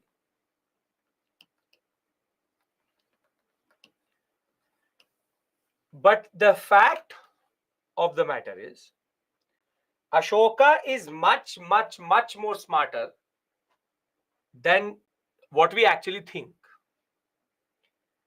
See, it is believed that Ashoka's heart changed. Now you tell me one thing. It is believed that Ashoka killed either 9 or 99, doesn't matter. Either 9 or 99 of his brothers to become the ruler. So there his heart did not change. Then Ashoka expanded aggressively. Then his heart also did not change. Ashoka killed 1.5 lakh, 1 lakh people, 1.5 lakh wounded. First 10,000 he didn't change. First 50,000 he did not change. He changed when Kalinga was consolidated properly. Or Kalinga was captured properly. Now, if you understand Ajivikism, you will understand why he did not turn towards Buddhism previously. Because till he needed to expand, he was an Ajivik. Saying, it was in my fate to kill my 99 brothers. Likha hua tha. What could I do? Niyati. It was in my fate to kill 1 lakh people. So initially, he justified everything by saying, मैंने तो कुछ किया ही नहीं. I didn't do. वो तो मेरा हाथ हो गया. It happened by hands because it was in my fate to do it. I didn't know what I was doing. I was just following fate, which is killing my brothers. And when he needed to now consolidate the empire, he turned towards Buddhism, which is all men are my children. Let us not fight. Let us do good things. Morality is good thing. So this is not a religious philosophy. It is a politico-religious philosophy. Meaning that the timing at which Buddhism comes through, and that is also not Buddhism. If Ashoka really hated war, his grandfather was a Jain, he already had precedence for it. He would have easily become a Jain. If you hate violence, you become a Jain. Why Buddhism? He can become a Jain. But if he becomes a Jain, it's too hard to follow and he would actually have to give up war. Everything, Jainism, Buddhism, everything exists. His grandfather, Chandragupta Maurya was a Jain. He had better precedence for being a Jain than actually becoming a Buddhist. Nobody in his family had been a Buddhist at this point of time. Everybody had been a Jain or a Ajivik. Now tell me one more thing. We know about Ashoka's change of heart through his pillars. These are the pillars which are very important. I'll show you. These are called the 3 sources which we know about. He was not a Jain, he was an Ajivik. Pay attention. Ashay. These are called major rock edicts, minor rock edicts. Minor means small, major means big. You will never have to write it in an answer because there's no mains question. Understand this point and you will actually sleep better tonight. Then you will have sandstone pillars.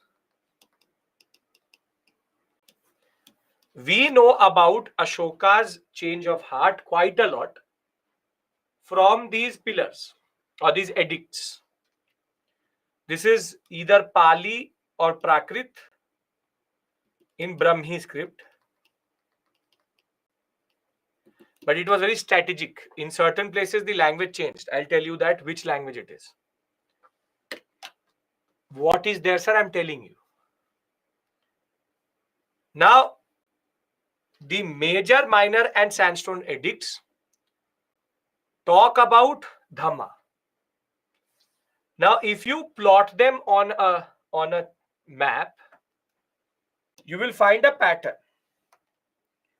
These 3 were not in Pali Prakrit.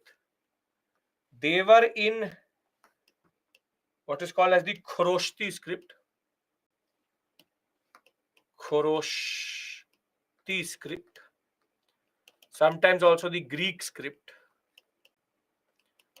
In Khroshti language,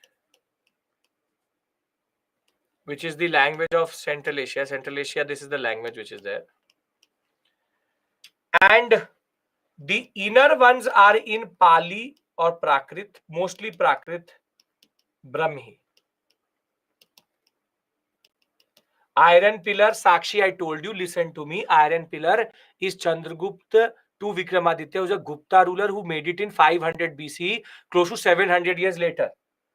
So the Mehrauli pillar which you talk about is not of Mauryas. If you listen to me, I've already told this to you half an hour before. Now, Prakrit Brahmi script.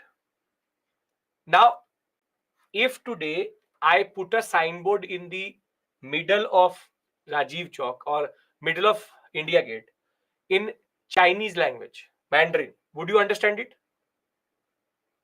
No. So the same reason Ashoka did not write Prakrit Brahmi in the northwestern sector. He wrote it in only the internal areas, not in the frontier areas. Now, if you link all the major rock aqueducts, these big red dots are major rock aqueducts. If you link all the major rock aqueducts, what do you get? What do you get? You get basically the borders of his empire. Basically, the borders of his empire. Now, there's a certain way Ashoka wrote the major rock aqueducts and he wrote the minor rock aqueducts. Now, Ashoka wrote the major rock aqueducts in a certain pattern. And first I'll tell you how he wrote it, then I'll give you an example, then we'll read it also. We'll read one of the edicts itself. Now, you tell me one thing. If I come to you and I say to you, why do I say it's a politico-religious philosophy? If I come to you, these are inscriptions, yes. If I come to you and say to you, my name is Abhishek Mishra. I was recently convicted for killing 5 people because they irritated me. However, now I've changed and now I only like peace. You like it? Or will you really trust me? What I said to you is called a passive aggressive messaging. It's called passive aggressive messaging. That, hi, I'm Abhishek. I just came out of jail for murdering 3 people. Now I've changed and now I'm going to be all peaceful. The whole line related to murdering could be omitted. But what I'm trying to say to you is, I'm the same person who killed up 3 people for irritating me, but now I've changed. Now I've changed. Now, Ashoka, that way, is a very good PR person, public relations person, because he knew that he had killed 1 or 1.5 lakh people. Now, either people would remember him for the death, or he would be remembered for the person who changed.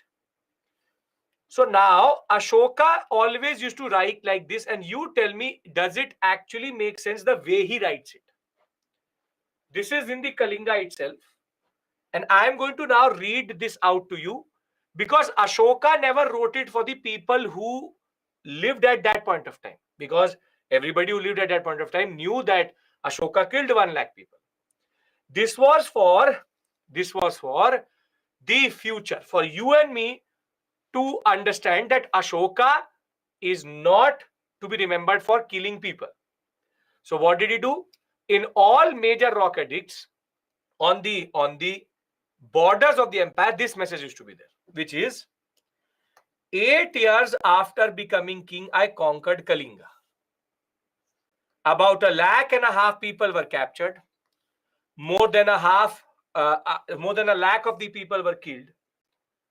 This filled me with sorrow. Why? And this is Ashoka speaking to you close to 3000 years later. Whenever an independent land is conquered, lakhs of people die. And many are taken prisoner. Brahmins die. Monks also die. People who are kind to their relatives die.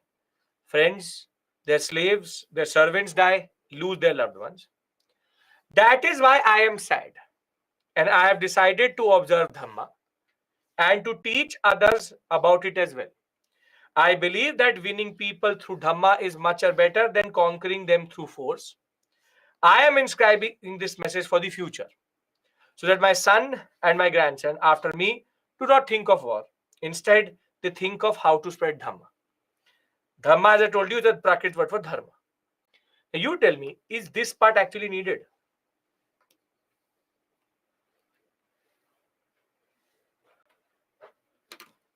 He is giving reason for his change. He could have easily written, Kalinga war happened, I changed. Why did he give us the exact numbers of people killed? Why is he saying that I will kill people who will be good to their Brahmins also, to their monks also? If you read it properly, this is not a religious messaging. It's called political religious messaging. No, sir, he is feeling guilty to say sorry. So, bada sorry likh deta.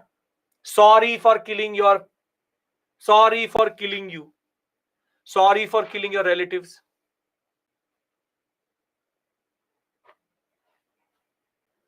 See, this is called passive aggressive messaging. Ironically, none of the inscriptions inside the empire talked about it. This was for a person entering the Indian subcontinent. Ki bhai, I am Ashoka.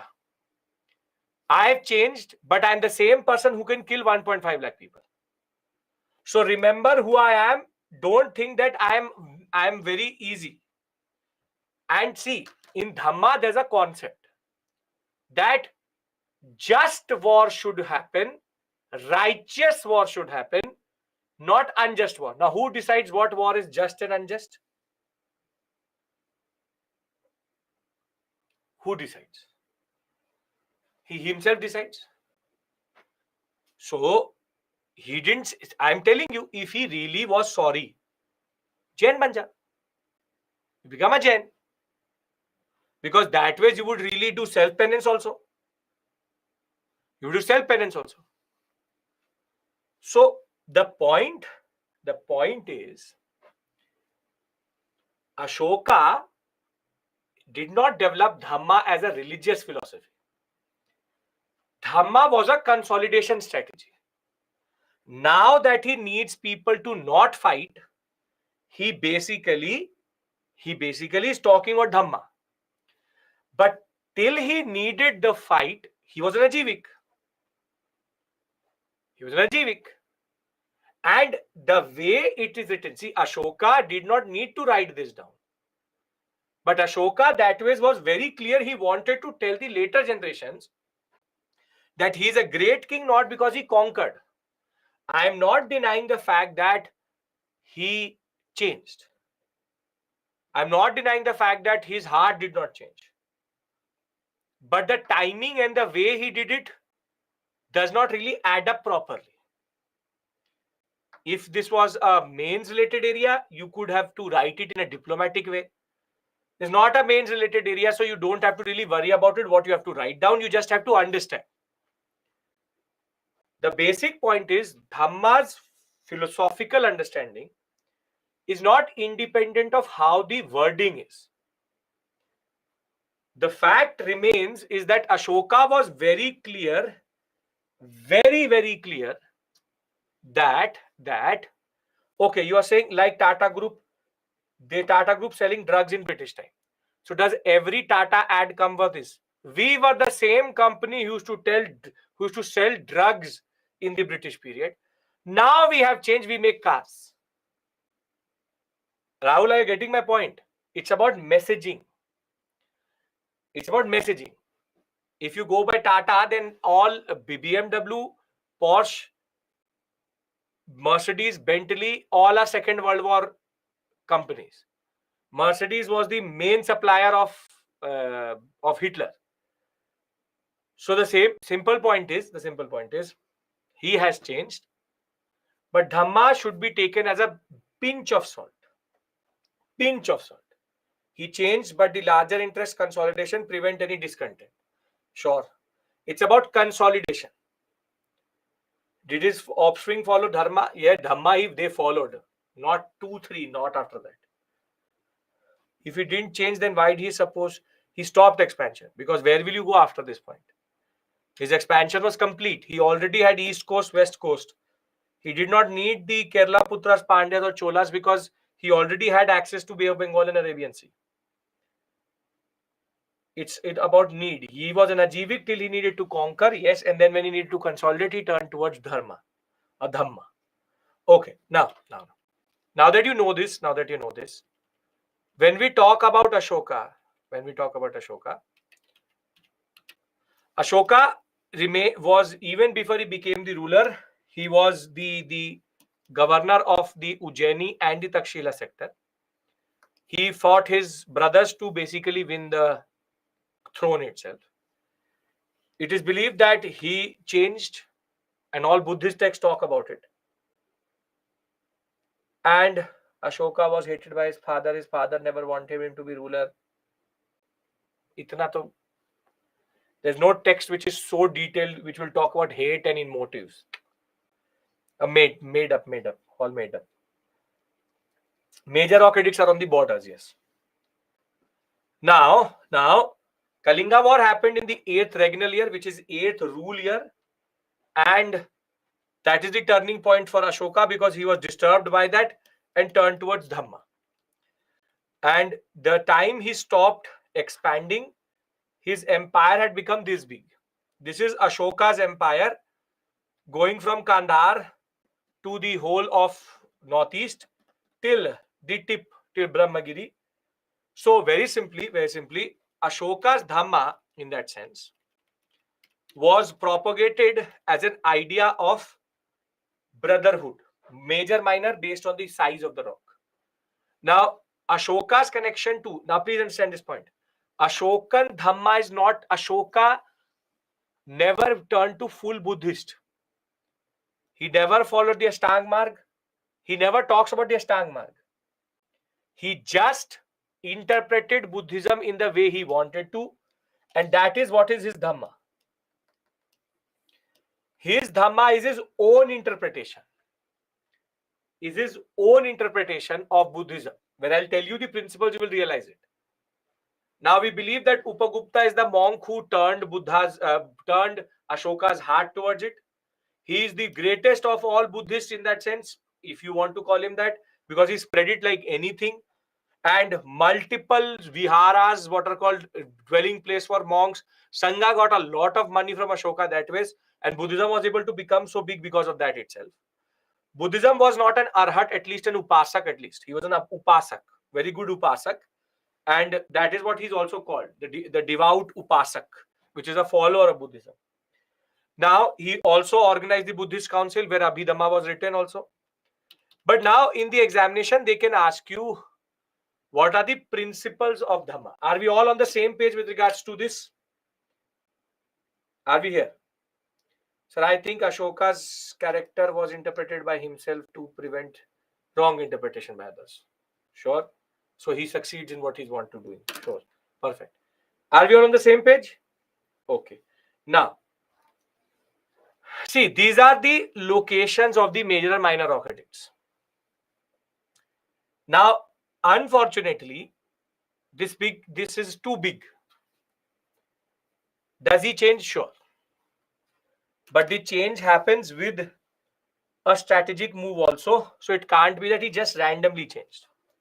Now, Ashoka's inscriptions and their location is something which is too much to remember for you generally. But what I want you to do is that you see, I've given you 3 maps. One is this map, this is Upinder Singh map.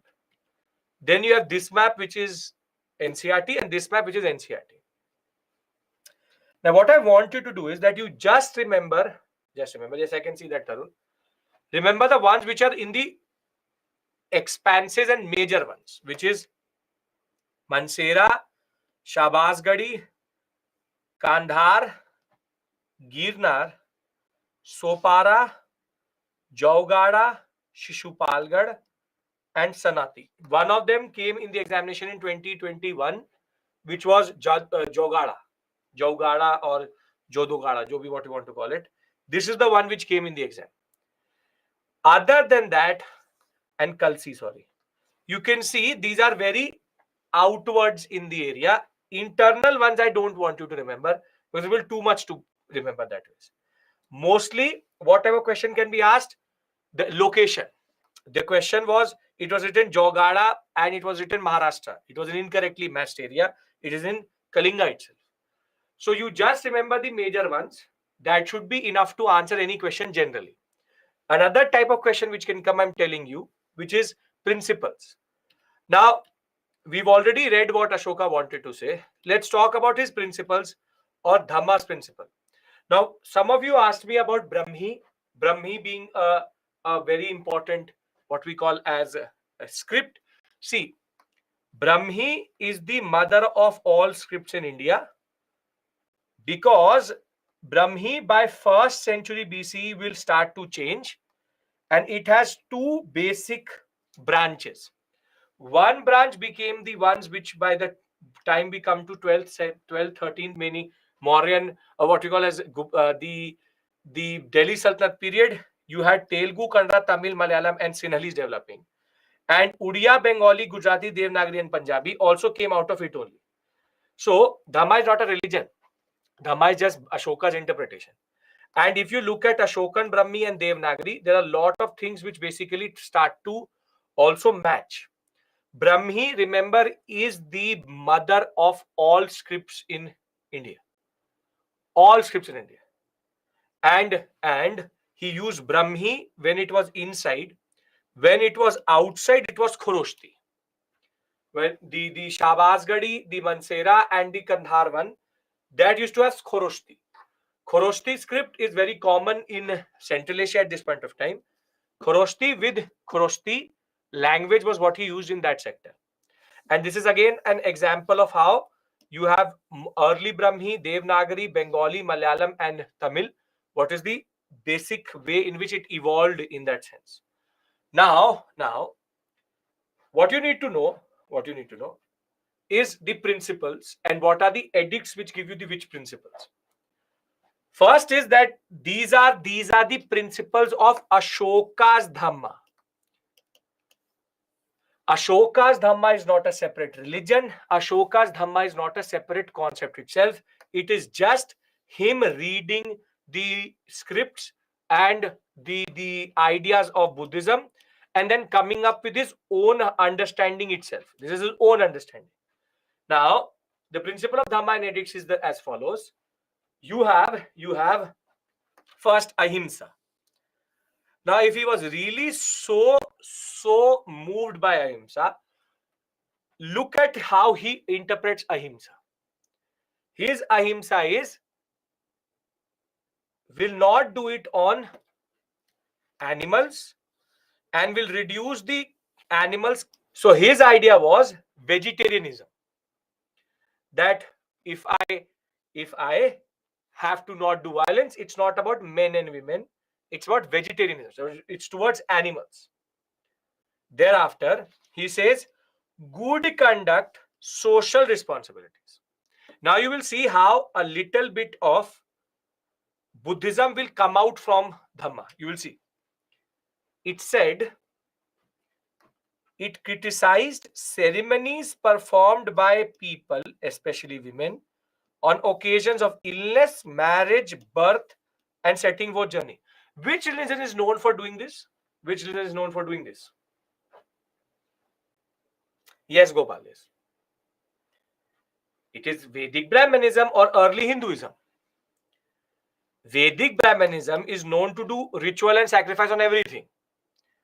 So he's saying good conduct. Sure, very good, very good, very good. But he said this ceremony and all which you do is not something which you should do.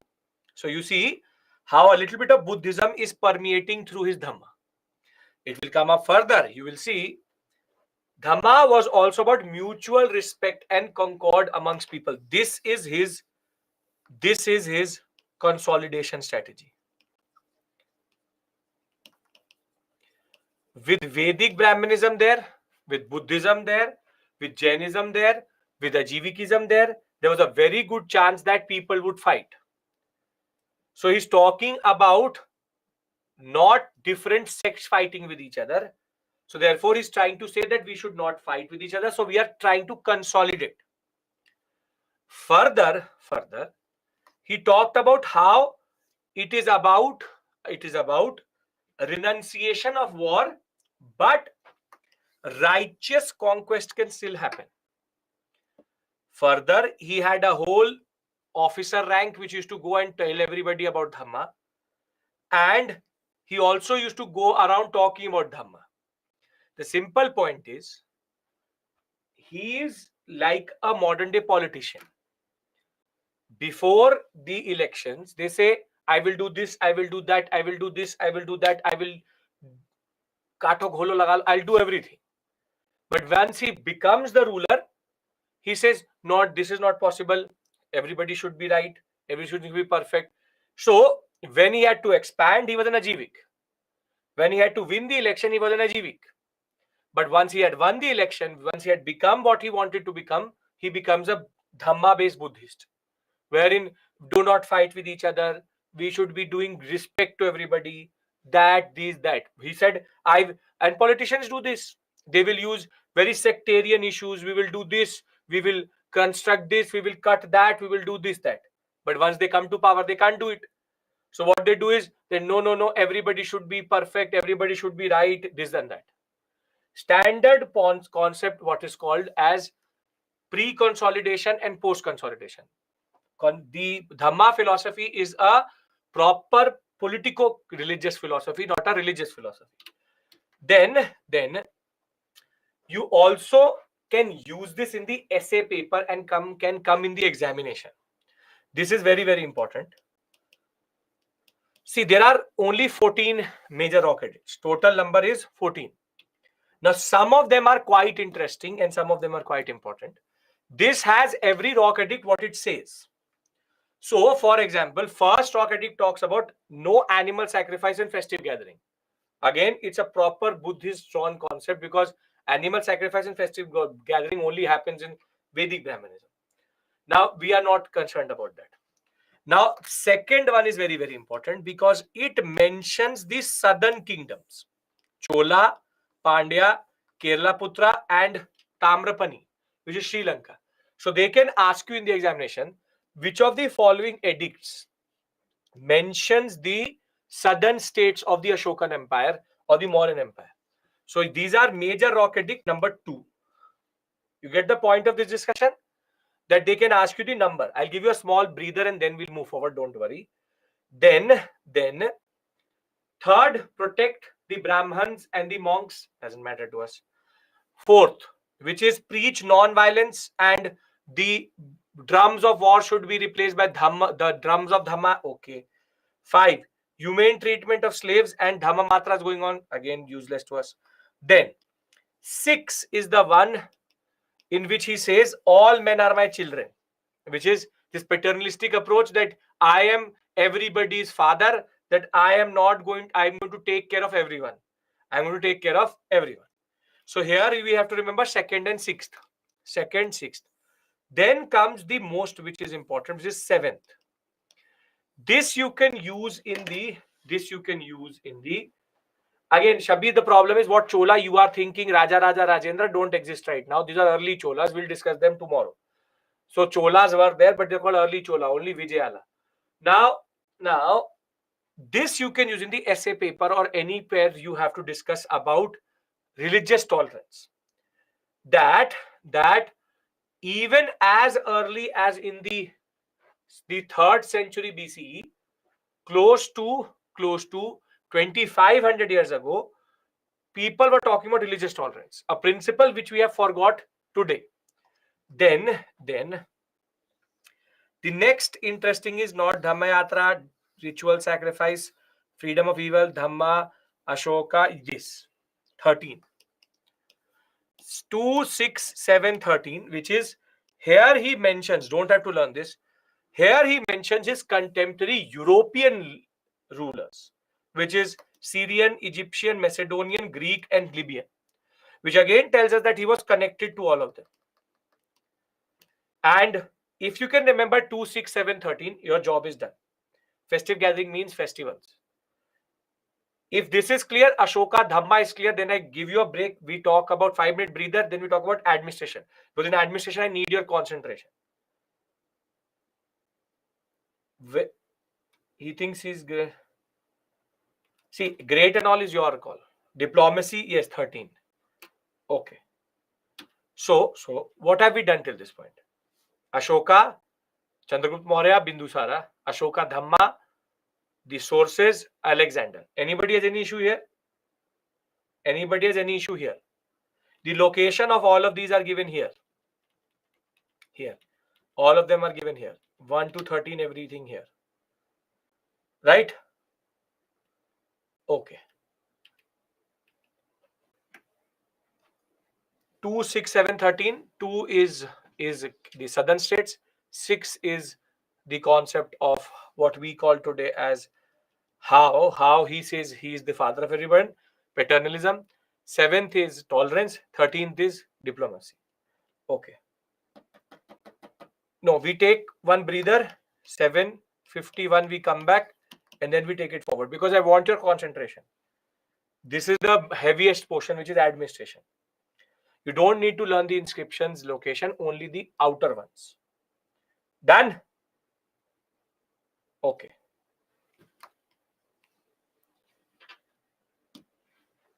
See you in 52.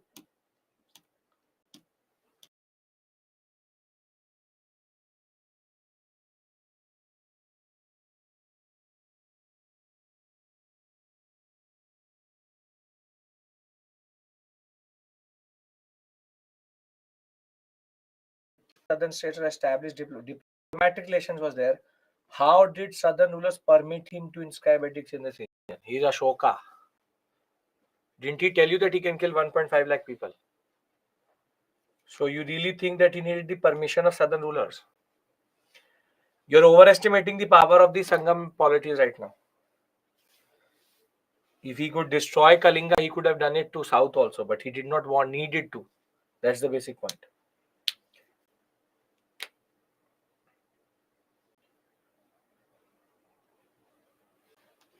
If zero was not invented, then how he wrote 1 lakh?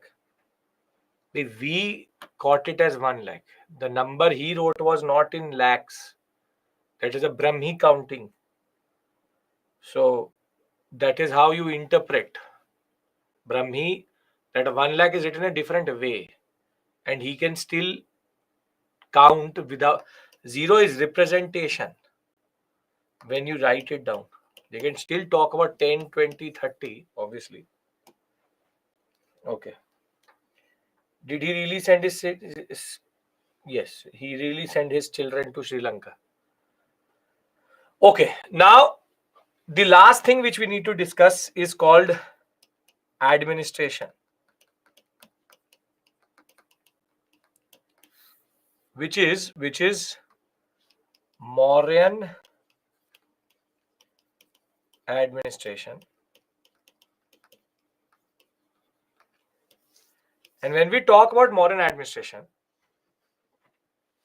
one thing should be very, very clear. It is a proper established centralized empire. Now, what does centralized and decentralized actually mean? Centralized means when the king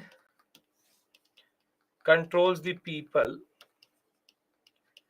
through a bureaucracy, right, officials. This is called centralized, which is the king controls the officials. Officials go to the people. But the king in a way controls the people also, because his officials are answerable,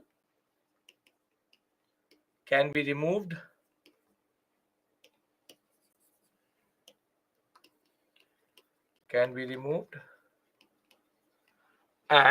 and direct responsibility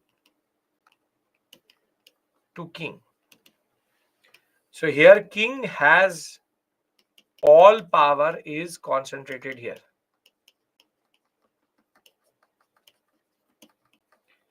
This is called a centralized empire. Centralized system. On the other hand, you can also have a decentralized model.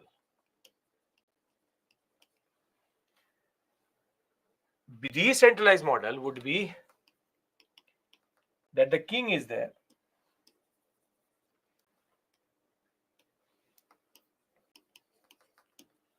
The king only controls local power centers, local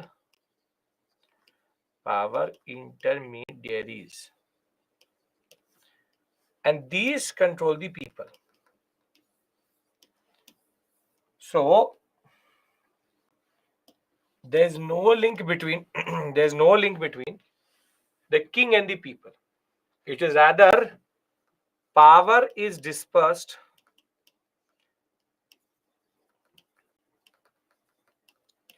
here and here.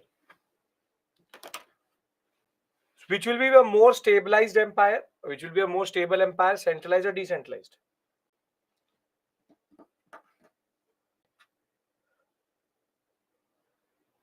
Centralized.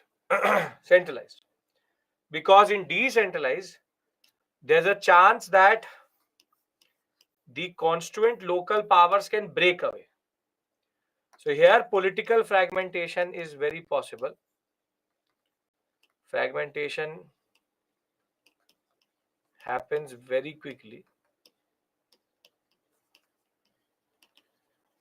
But when we talk about centralized, that is not true. In centralized, there is concentration of power here. So this is considered a better idea.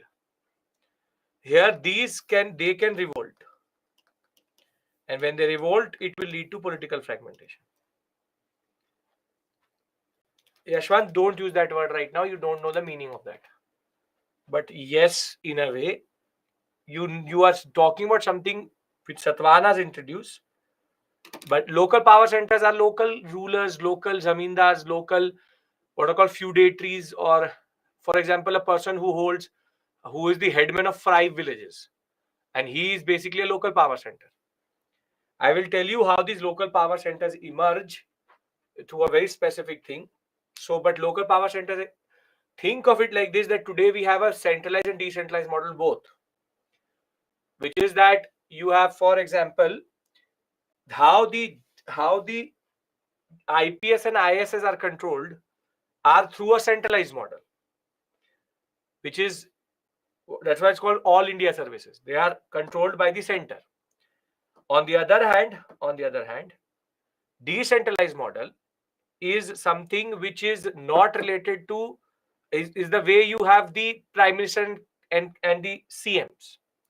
The local power centers would be the chief ministers and kings would be CMs. King would be the prime minister. What principle are you talking about, Pavitra? Write the principle. Decentralized in state subject, whereas centralized in union. Yeah, that way, sure. Okay. We understand centralization, we understand decentralization. Last was not the principle, was a discussion that this one you're talking about. This is that he is connected to other kings who are there already. So this shows diplomatic relationship and other contemporary rulers across the world. Okay. Now,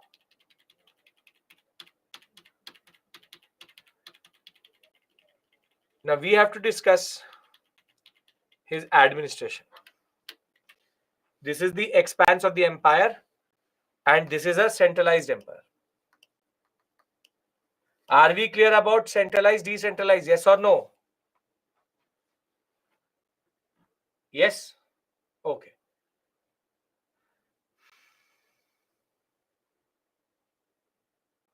In short, the major difference between them is power concentration in king and dispersion. Okay. Chavan, if you're writing, somebody writing, no, you need to tell me what is it not clear. Vivek, you're doing this for the past third or fourth time you're doing it, still not clear to you. Once more. Centralized is when the king has all the power. Decentralized is when there is local power centers. That's it. Are we clear? Okay.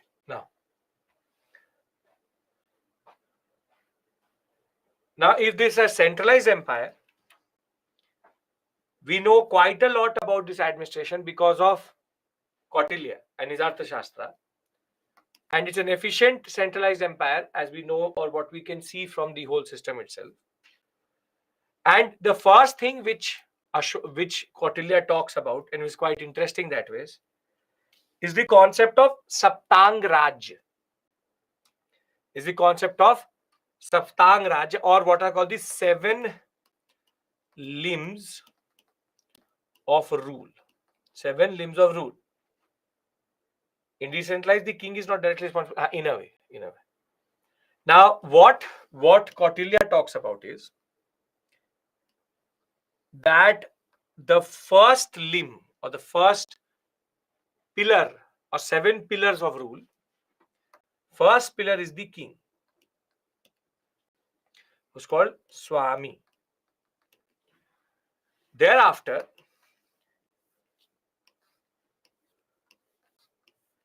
six other limbs make an empire. You have the Swami, the king, Amatya, the minister, Janpad, the people and territory. Amatya, Janapada, which is ministers, people and territory. Thereafter, Durga, which is the capital, Kosha, which is the treasury, Danda, which is justice, Mitra, which is ally. Danda, Kosha, Mitra, and Durga. Wherein you have justice, you have treasury, ally, which is a diplomatic thing, and this is fortified capital. Now, what is that one limb which is quite significant today but is not present here? What is that one limb?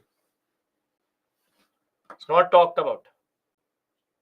No, not media. Police comes in justice only.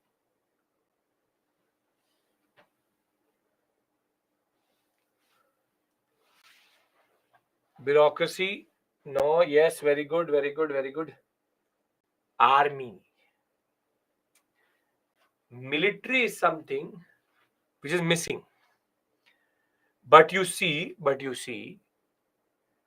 how for Kautilya, if you have allies, it is better than having an army itself. And this is quite significant that way. That if you look at it, the 7 limbs don't match with the limbs which we think of it today. If you talk about kingdoms today, they will say industrialists, military, enemy, money. That is the limbs of the state. It's not the people, it's not the territory, it's not justice, it is not the allies, it is rather the defense. This is the army. And therefore Saptang Rajya again can come in the examination. Consider the following. Which of the following are elements of the Saptang Rajya? Remember that there is no army. Please remember this. Can you do that? Kosha is the same word which is used today. Treasury, yes. Okay. Now comes the most impressive thing, which is how Ashoka had divided his central and provincial central administration and provincial administration. Central means in Patliputra, near him.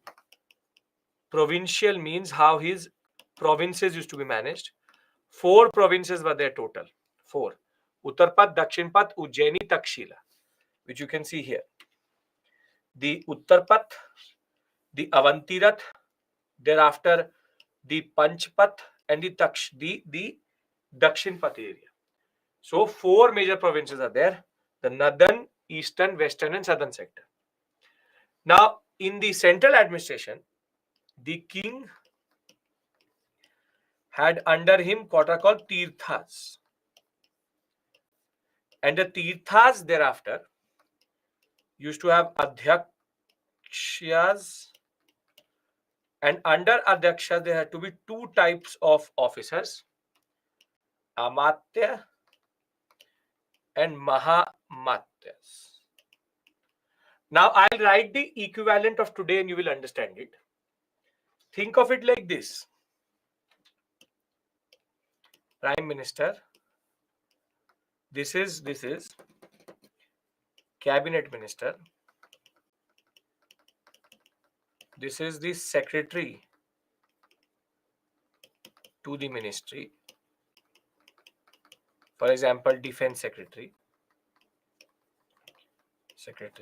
This is like an IAS officer. This is the Additional Secretary. And this is officer. This is officer on special duty.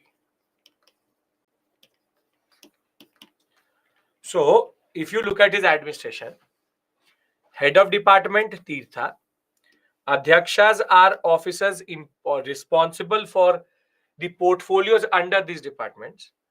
Mahamatas are the special duty officers, and the last is the Amatya. The executive officer. Whoever does whatever he does is this one. Then his provincial administration was equally interesting. He had a Kumara or Aryaputra. Under him he had 2 levels. One is called Pardeshika and the other one is called Rajuka. Both of them then had Yukta, Gopa under him. And the lowest level would be Gramini.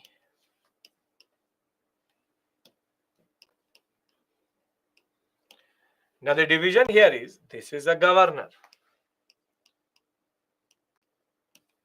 Now, Kumar is when you are the son of the king. Aryaputra is when you are the relative of the king. Then this is urban, this is rural, wherein these are basically DM. Yukta is secretary. Gopa is accountant. Is also accountant. And this is village head.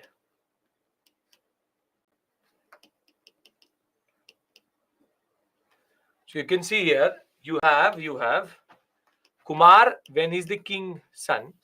Aryaputra if he's the person who is basically of royal blood. Pardeshik, this is rural, this is urban. And Yukta is a secretarial staff. He takes care of the Basic things. Thereafter, you have Thanika, Gopa, and Gramika. We can add Thanika here also.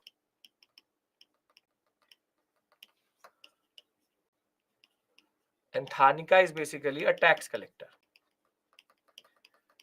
So you can see, if you look at both central and provincial, it is quite elaborate the way Ashoka basically used to control his empire. Quite elaborate, quite extensive that way. Wherein you have a extensive row of administrators at each level to manage every small or big thing. Now, do you need to learn this? Obviously, you need to learn this, because this can be asked in the examination vis-a-vis what is arranged in descending or ascending order of administrative responsibilities. Or they can have been statement-based questions in which they can ask you what is the responsibility. The simple point is, urban and rural both are called Gramini only. It's a delegated, sophisticated, centralized administrative bureaucracy. Looking at this, can we conclude that it is truly centralized? Central is for Patliputra, how you have Prime Minister, Prime Minister's office, central. CM and the whole concept of how you have district administration is this. Yes? Okay. Pardon, but when the king can control local officer, why can't he control the people? Because the people will not listen to the king, because he is only symbolic power. Local administrator is more stronger in decentralized system. Now, centralized system has high level of what we call as delegation responsibility to bureaucracy. Gramini is urban head also, Gramini in rural head also, because there will be villages attached to the urban center also. So don't worry about that. Simple point is, don't try to look for mistakes, because there are none. The simple point is, this is how he used to divide the whole administration. Do we understand the positions? Because then I have to tell, there is not, the story goes further.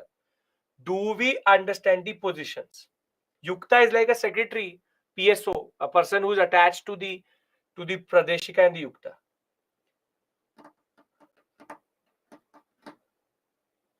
Gopa is a one who accountant, takes care of all the money. Okay, now you have to remember the tirthas also, because this comes in the examination. Again, match the following. Now here Thanika will be there in rural and both same thing. Here you have to remember them, because they can give you match the following and ask you the meaning of that tirtha.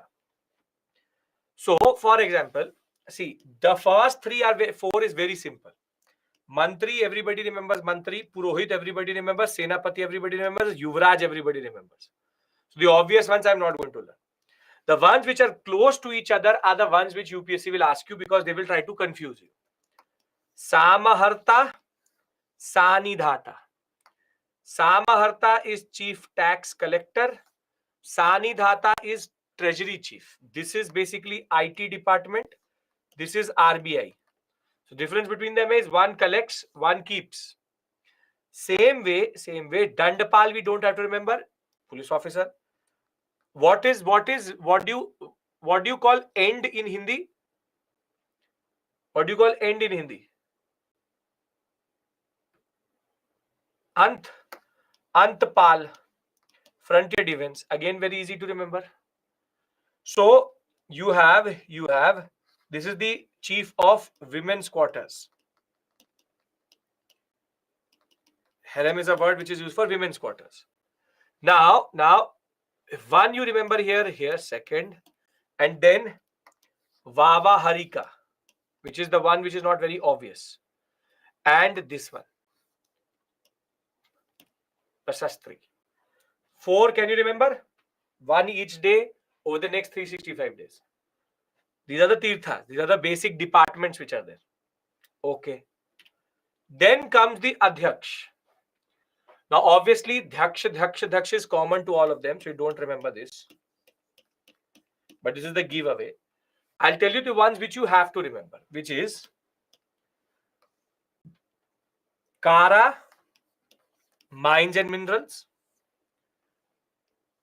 Lakshana, minting of coins. Then Panya, which is trade and commerce. Is there any trick to remember this? One each day. You make acronyms out of it, totally your call. Then Sita. Why is Sita Daksha called crown? Why is land linked to Sita, or why is it called Sita Daksha?